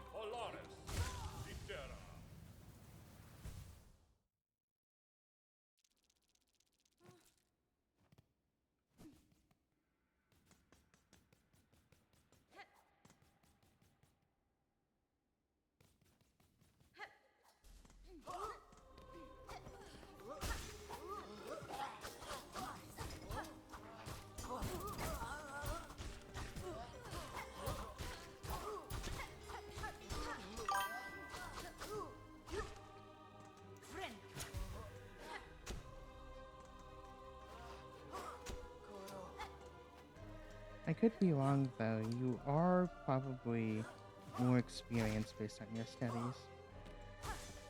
But I don't think when it comes to emotions on like that level of like how you understand separate things, I don't think you can really be wrong in that.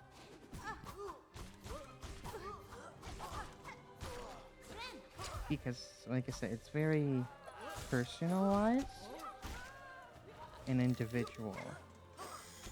Because there's a very personal understanding of emotion to everyone. I don't think necessarily anyone's interpretation of that is wrong. Because everyone experiences things differently. I would say that I'm an emotional person. But I try not to let my emotions control me when I can help it.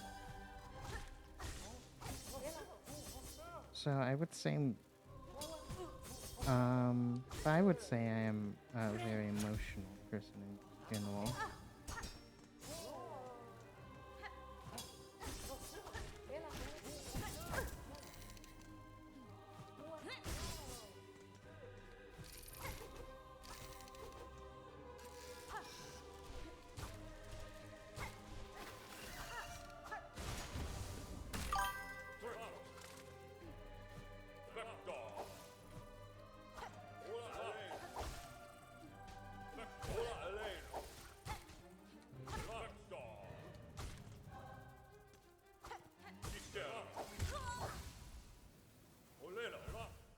On stream, you come off as very calm and always in control.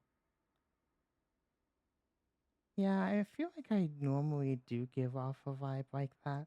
Although I definitely don't feel like I'm in control most of the time. But I would say I am relatively calm.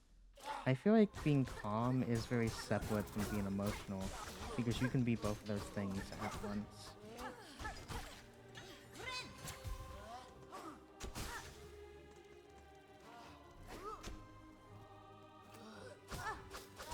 It's more like being calm isn't not being emotional, it's having emotional intelligence.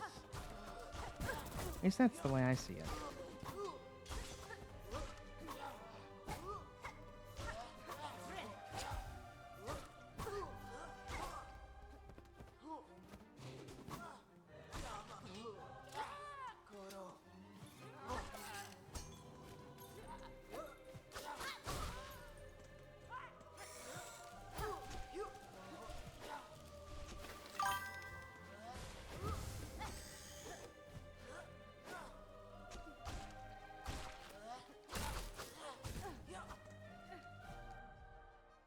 I'm basing it off of the fact that you failed that boss a lot. You didn't at Woodsweek get angry. Yeah. I normally don't get too angry at games unless it's like obviously like really unfair mechanics. And that's not really me getting angry at the game. It's more me getting angry at the developers because, like, why would you do that? I think that's also partly because I've done game design stuff before. So I'm like, I've done stuff similar to this. It's not that hard to not make a decision like that.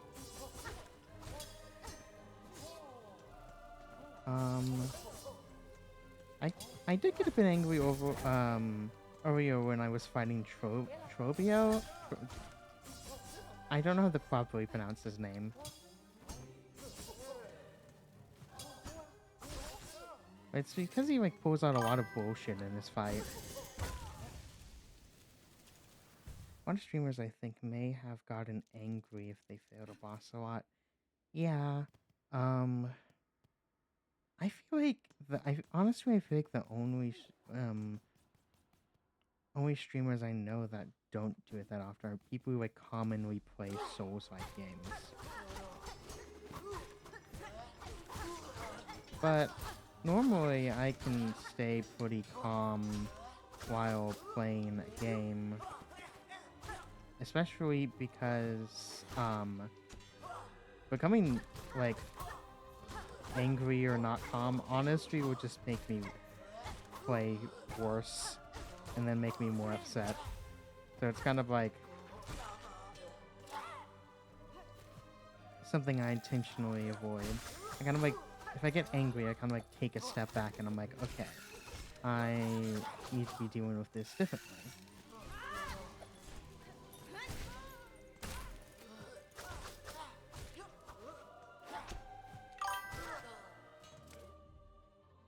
How old are you, if you don't mind me asking? I am currently 19, but I will be 20 next month, which is still very crazy to think about in my head.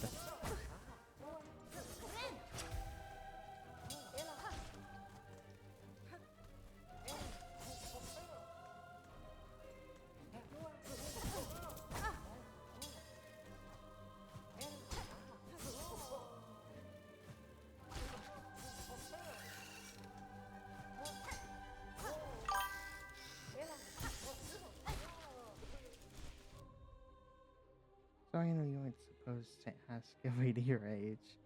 No worries. A lot of people really think that I'm older than I am. Like, my entire ILO friend group that I've made on college, when I first mentioned, oh yeah, my birthday's in like a few months, I'm gonna turn 20, they're like, what? I thought you were older than me. And most of them are like 21. But yeah, I guess I kind of just give off a vibe of being older than I am.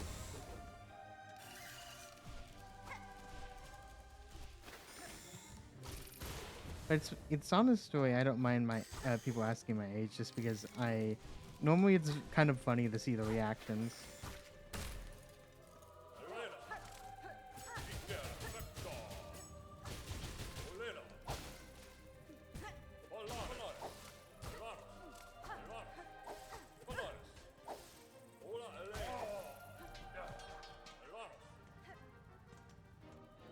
Okay. What are you doing?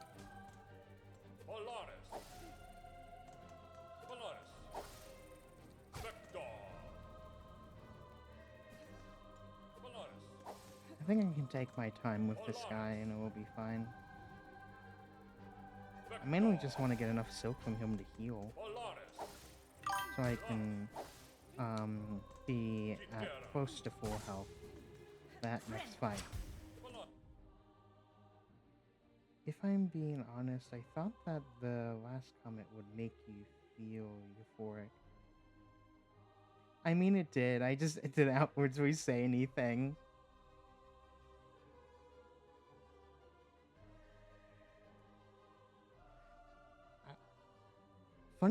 Funny thing about living in the South that I just remembered. One of the most euphoric things I've ever experienced is like a really old, really like being at a shop or something, and like a really old man or woman is just says something like "Little Missy," or it's just like, "Can I help you, madam?" and stuff like that. That's really euphoric. But that, yeah, it was still euphoric. I just didn't outwardly mention it.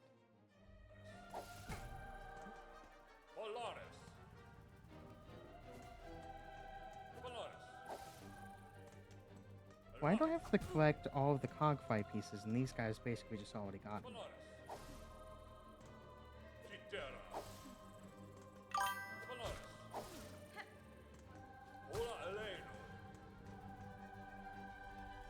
You have a good poker face then. I think it's more that just the model has trouble picking up on some facial expressions. That's more of a problem I've had with like every model I've tested though. I think it's because like if you want a really expressive model, you need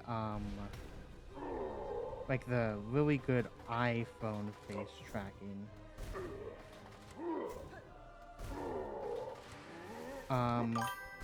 One person I know that has like very good tracking. You make a lot of faces. Iro, yes, I make a lot of different faces. I'll often kind of just like stare over to my friends with different expressions randomly just to make them laugh.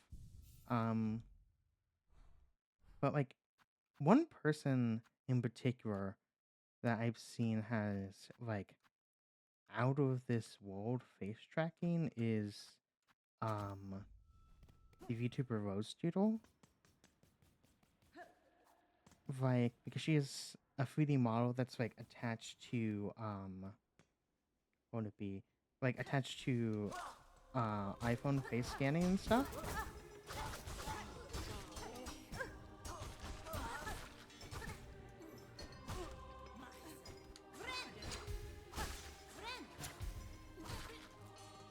And it looks so fucking cool, honestly. I really like it. Having like a machine like genuinely be able to capture your facial expressions onto a model perfectly is so cool to me.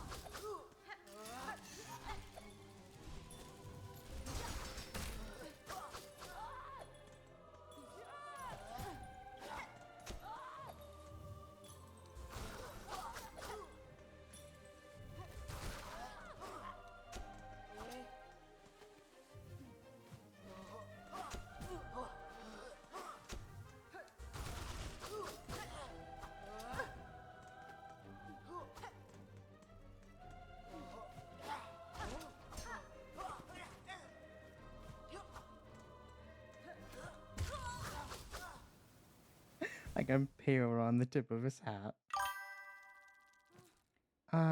Yes, I do. I I've watched a lot of anime. I currently haven't been watching much TV. Um, but I would like to um watch more because there's a lot of series I've been wanting to get into. Um,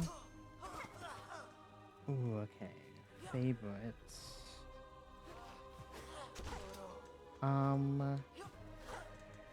I am not currently on spring break. My spring break actually just ended.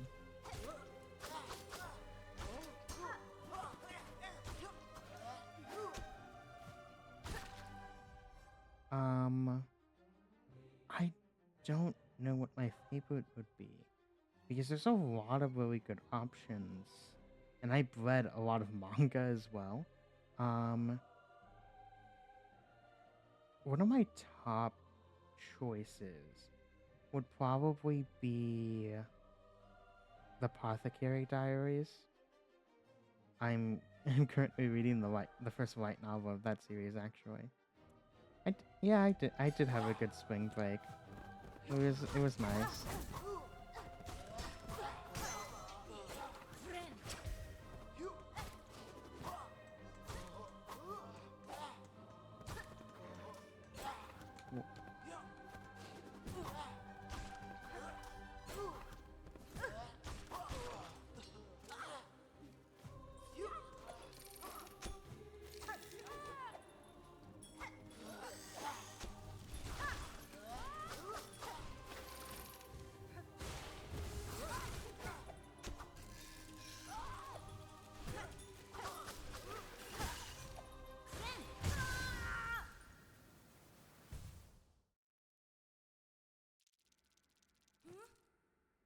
I also kind of had a generally uneventful spring break, which is really nice. I just caught up on some work and stuff, which I really needed a break at the time.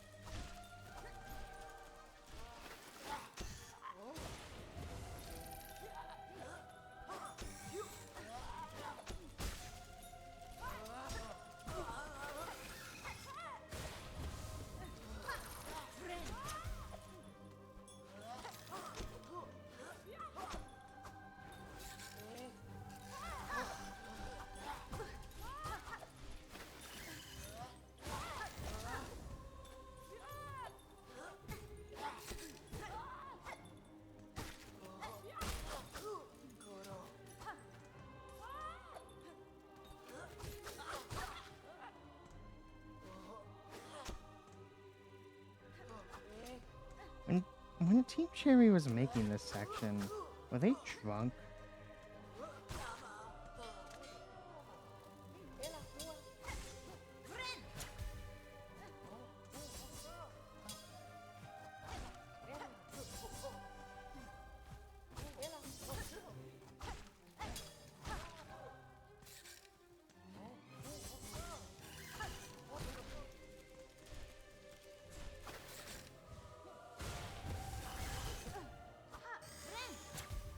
Try taking my silk if I have none, bastard.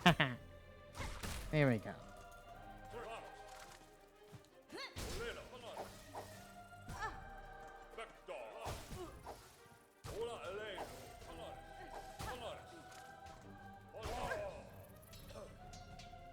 take my time with this one.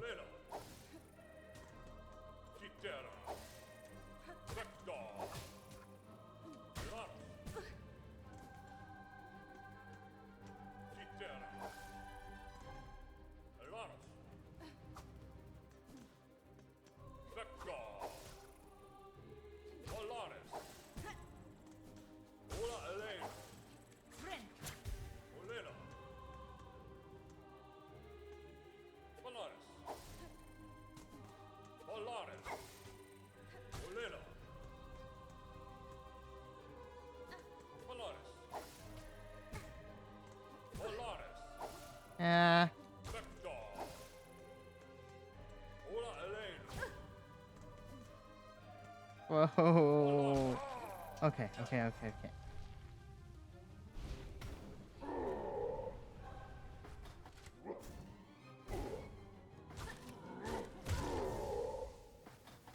I'm at 2 health every time I get there, so he just one-shots me.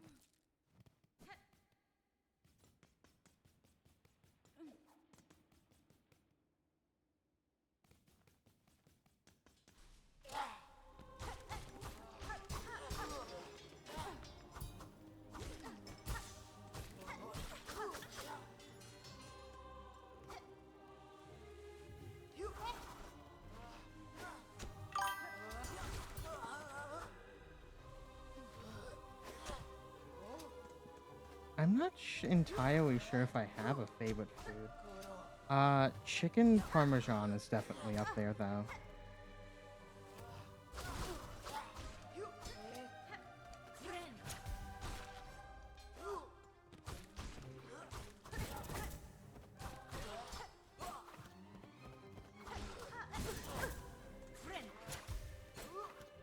Oh.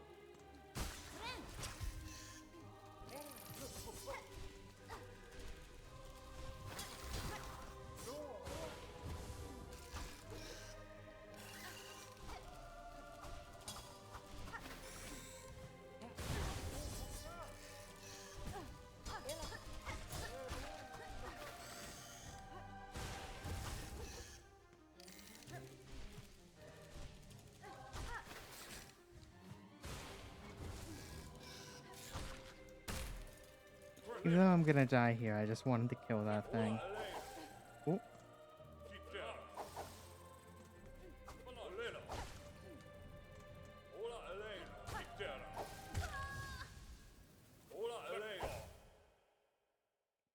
Yeah, but I'm not really sure if I have a favorite food. If I had, like I said, chicken parmesan's pretty up there, but I don't know if I have a definitive favorite, you know what I mean?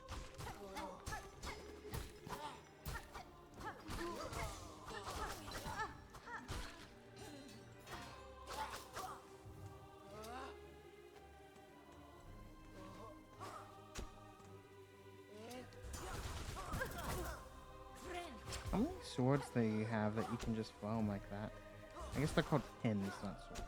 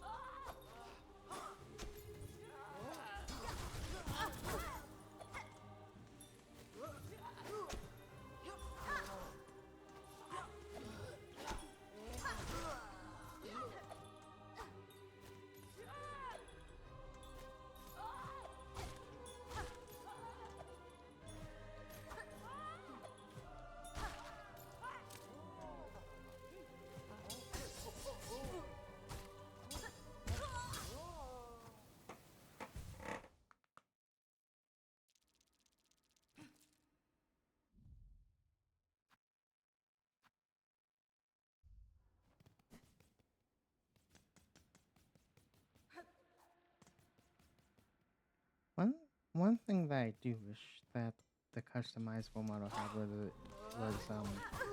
more like facial piercing options. Because I wanted to recreate the ones I actually have.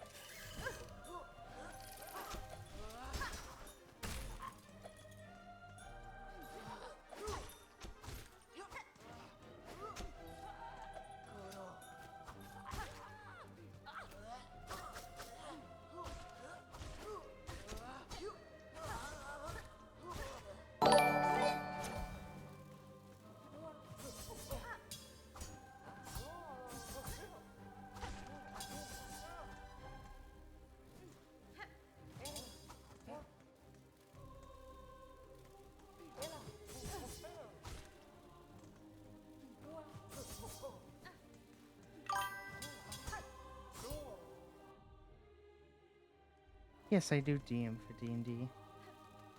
I am both a player and a DM. I'm currently working on a really big campaign because basically the group that I normally play with as a player, I want to give a chance for the forever DM to get to play, and I've been making like a homebrew setting based on Appalachian mythology. So once that is finally done, not once it's finally done, but once the campaign that he's running is over, I will be able to run that one. But I am also currently running a campaign with like some Iowa friends from college. Do you make compelling backstories? For all of the characters I play, absolutely. It's honestly a huge part of the fun of making a D&D character to me is making their backstory.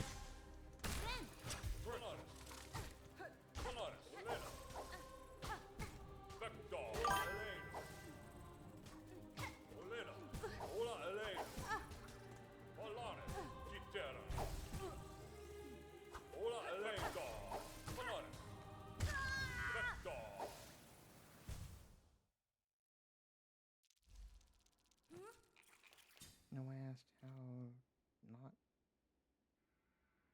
how not to? How not do? How do you make? Oh, how? Okay. A lot of it is like you have to really tap into a lot of like if you want to make a really compelling backstory, you gotta be willing to make a lot of the stuff really kind of messed up or like use sensitive issues and stuff.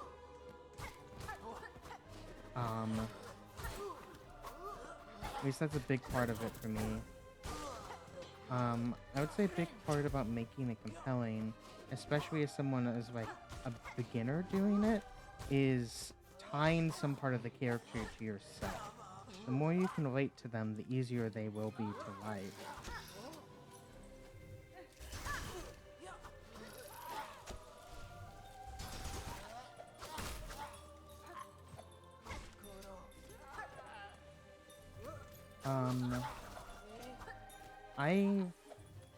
I've so far played a total of 3 D&D characters. I played a monk named Lotus. I've played, and I'm currently playing a wizard named Salem and a a ranger monk multi-class whose name is Eleanor. And I've kind of put a piece of myself into each one of the characters. When it came to Lotus, who was the first one, she was almost like an idealized version of myself, who was just dedicating her life to making the world a better place in whatever way she could. But she had a lot of my personality traits and flaws in her.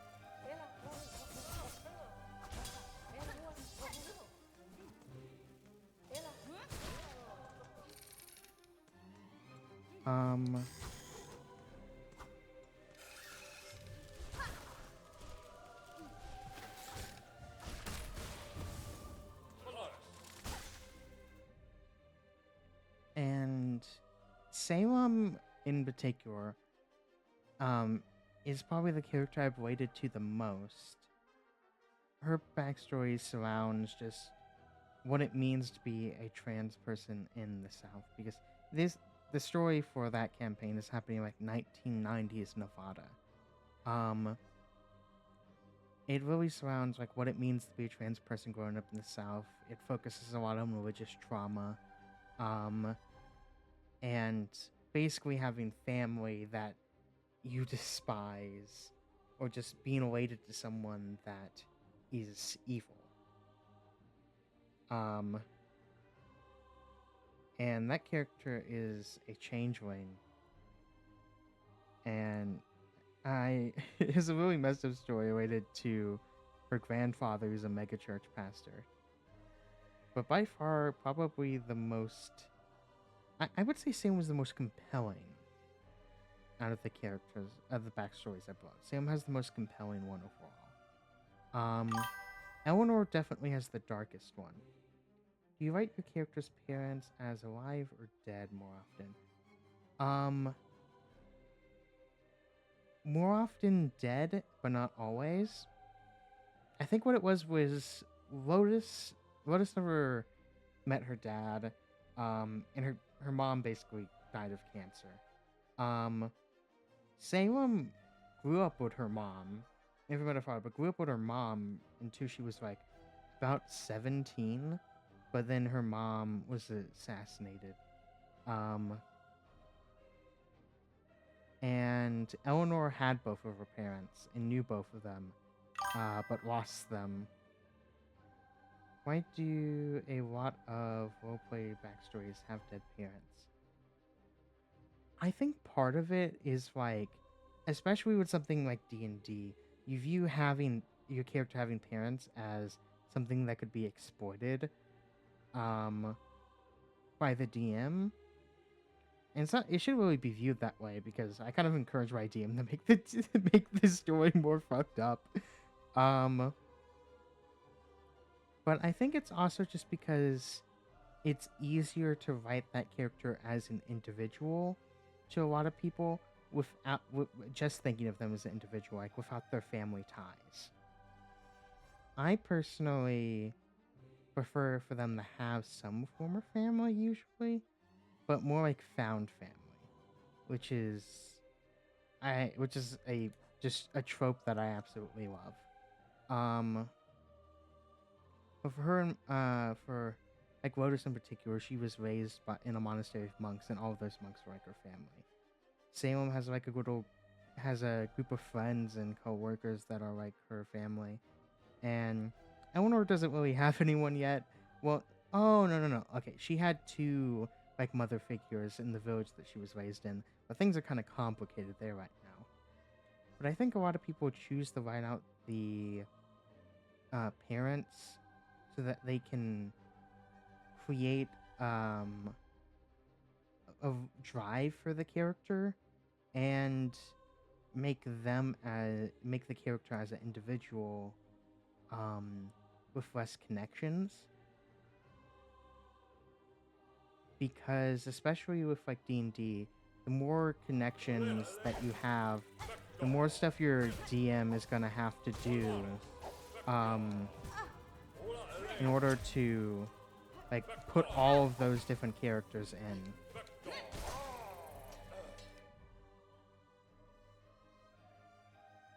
And that's really from DM to DM, though. If they would prefer you to have a lot of characters in your backstory, I personally like adding more people to my backstory, but leaving a lot of their details up to the DM. Do you have any DM pet peeves?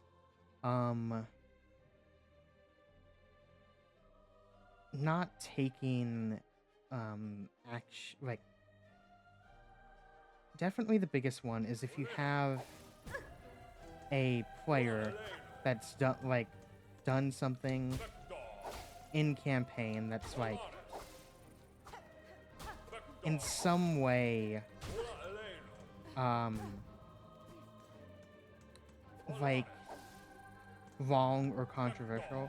If they kind of like just write it off because the person is playing a character, that's a pet peeve to me. And I don't just mean like, oh yeah, my character killed all of these people, because someone can like play an evil character and that's perfectly fine.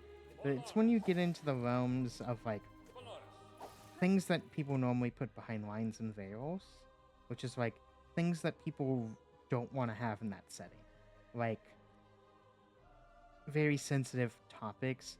If a character is actively doing something like that, and the DM is just like, oh well, they're just playing a character, that is a pet peeve for me, because I don't think that should be ignored, because I feel like a lot of times if a person's wanting to do that as a character, that's a symptom of something bigger.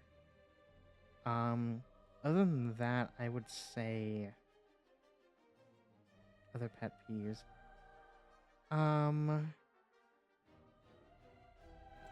A DM make another. Okay, this is actually a really big one.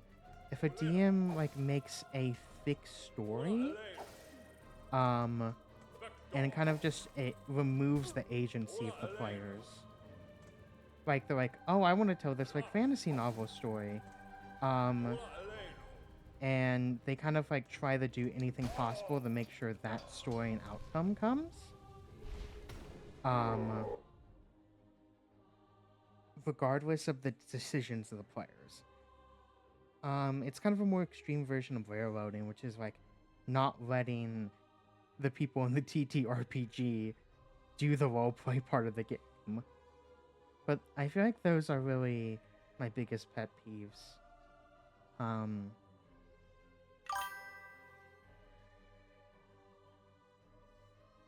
I have not had to kick someone from a D&D campaign.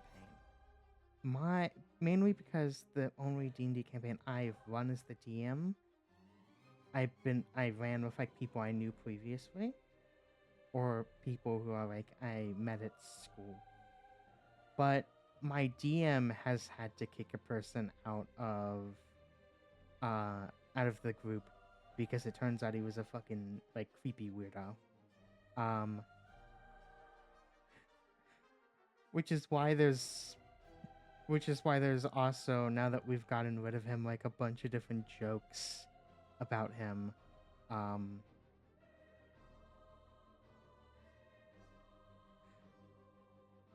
It's hard to get into because it's like inside jokes, but there was one person that my DM had to kick out because he was just a creep. Really, really a creep. But that's why he was removed. Thankfully, I haven't had to remove anyone. I know if I continue running D&D games, it will happen eventually. So I'm prepared for that to happen. But it's gonna be like a unique experience for me, I feel.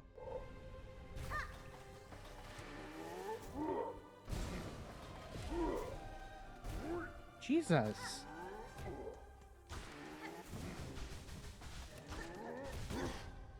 Okay. Ah.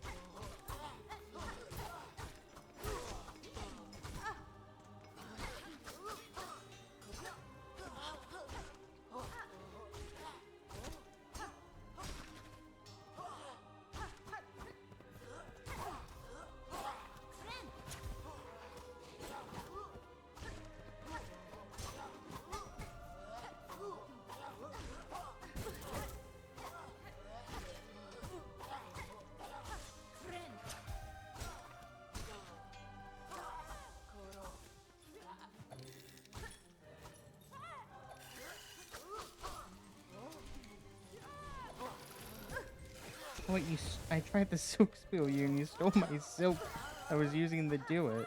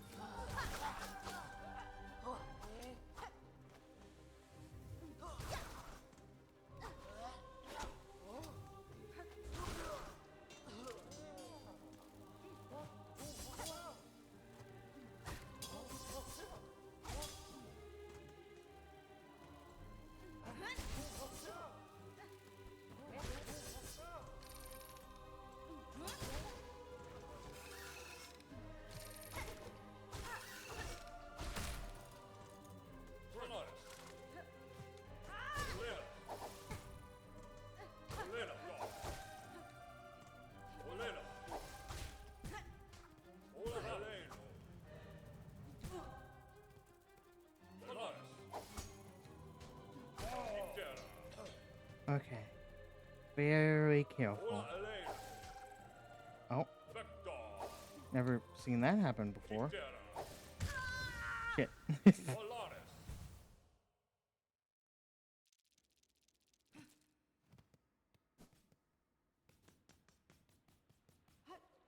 Do you watch VTubers very often?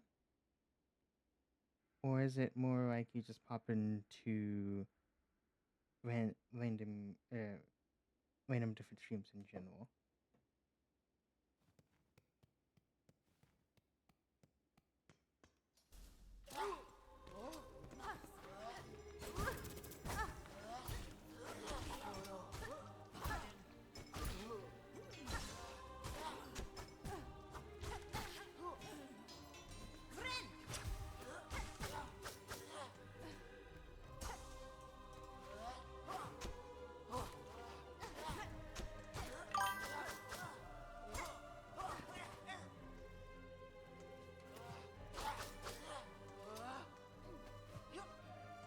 Nice.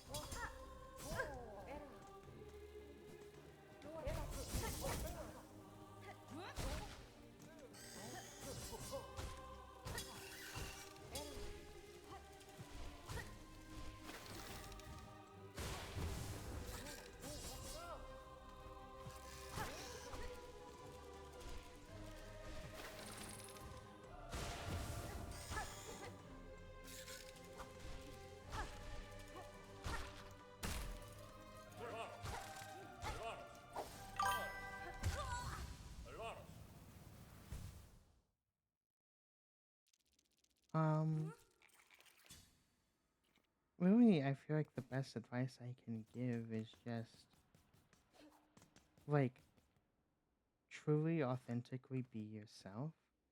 Because I feel like, and at least this did work for me,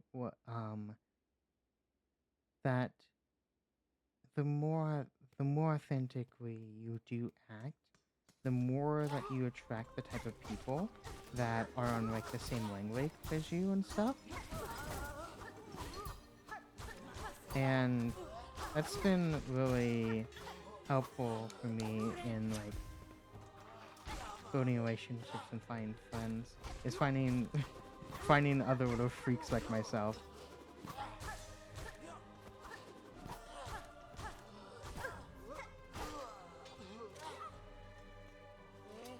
Ooh, life there for a second.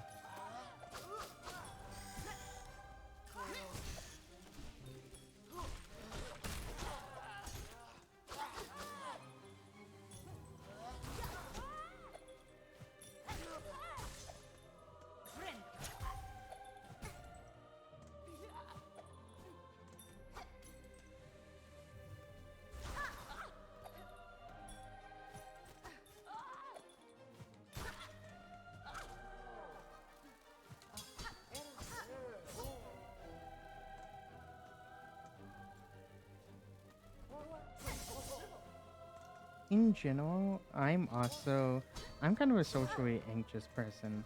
I feel like I've definitely improved a lot though. Ooh, what just, uh, oh shit, I think my game disconnected. Or my controller disconnected.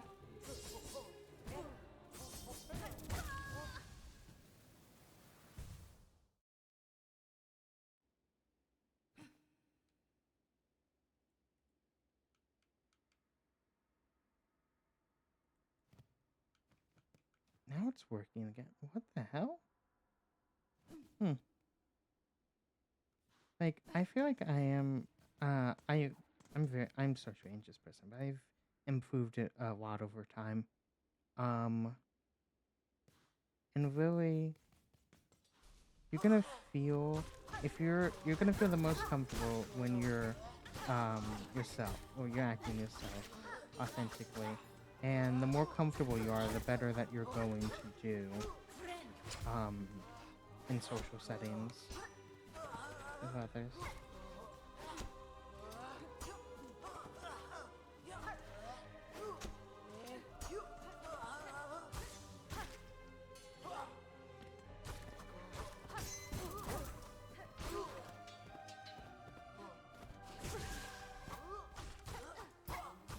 Oh, you're about to die. There you go.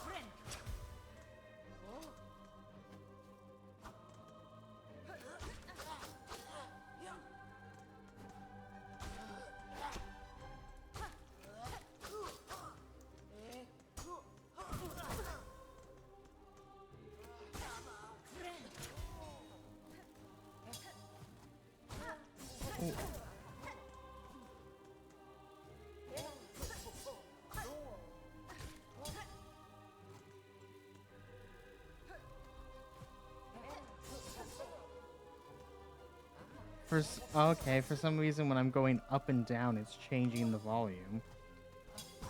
I don't know what's happening.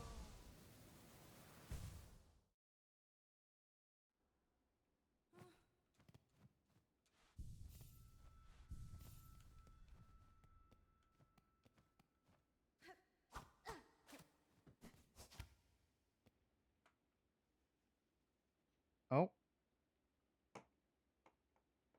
why did my screen become big?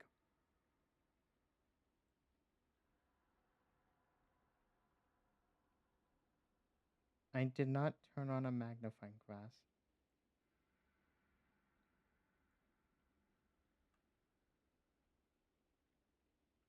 It said I did. Hmm.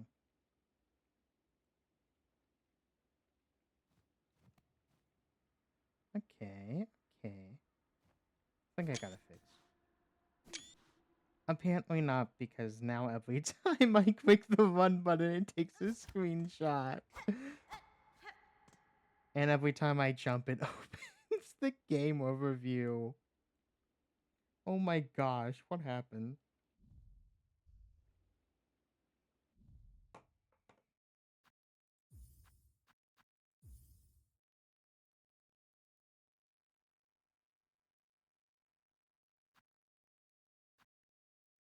Hmm.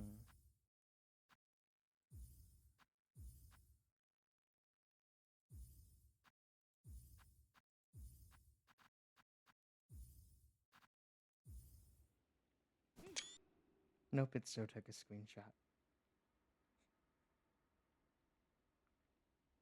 What did I activate by accident?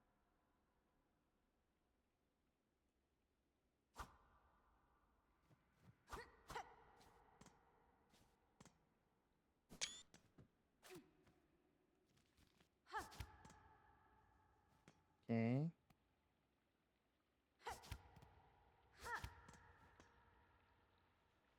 Everything seems mostly working, other than the fact that when I use the claw line, it opens the magnifying tool.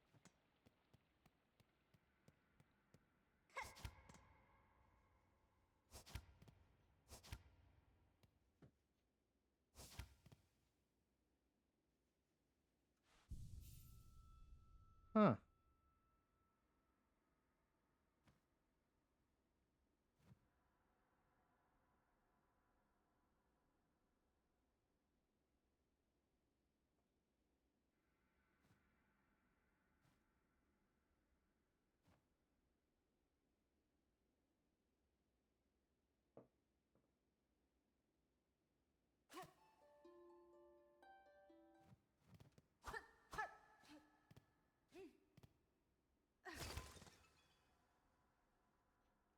I wonder, does this appear on screen? If I like...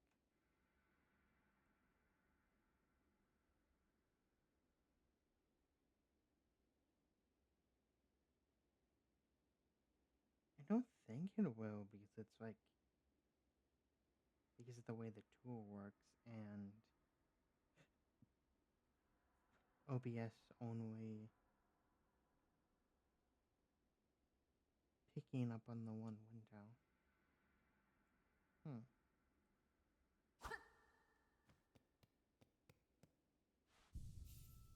Eh. Oh, it's fine. I'll probably just go to bed now and figure it out later.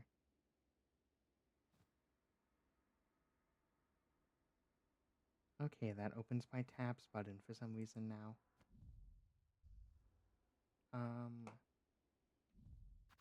Yeah, I'll just use the computer controllers to get out.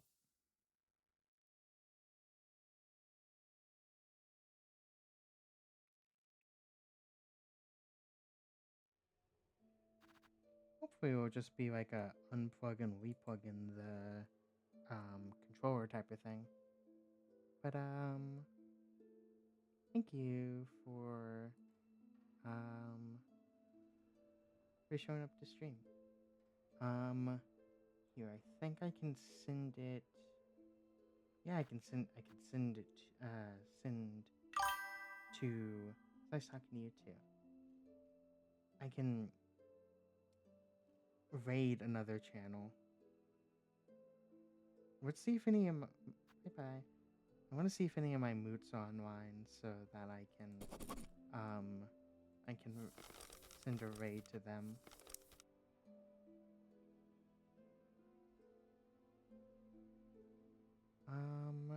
Stop dancing. Oh my god. Oh, there's not many people online right now, but oh, Grub's online. I don't know Grub personally, but they seem pretty cool. So yeah, I can send it over to them.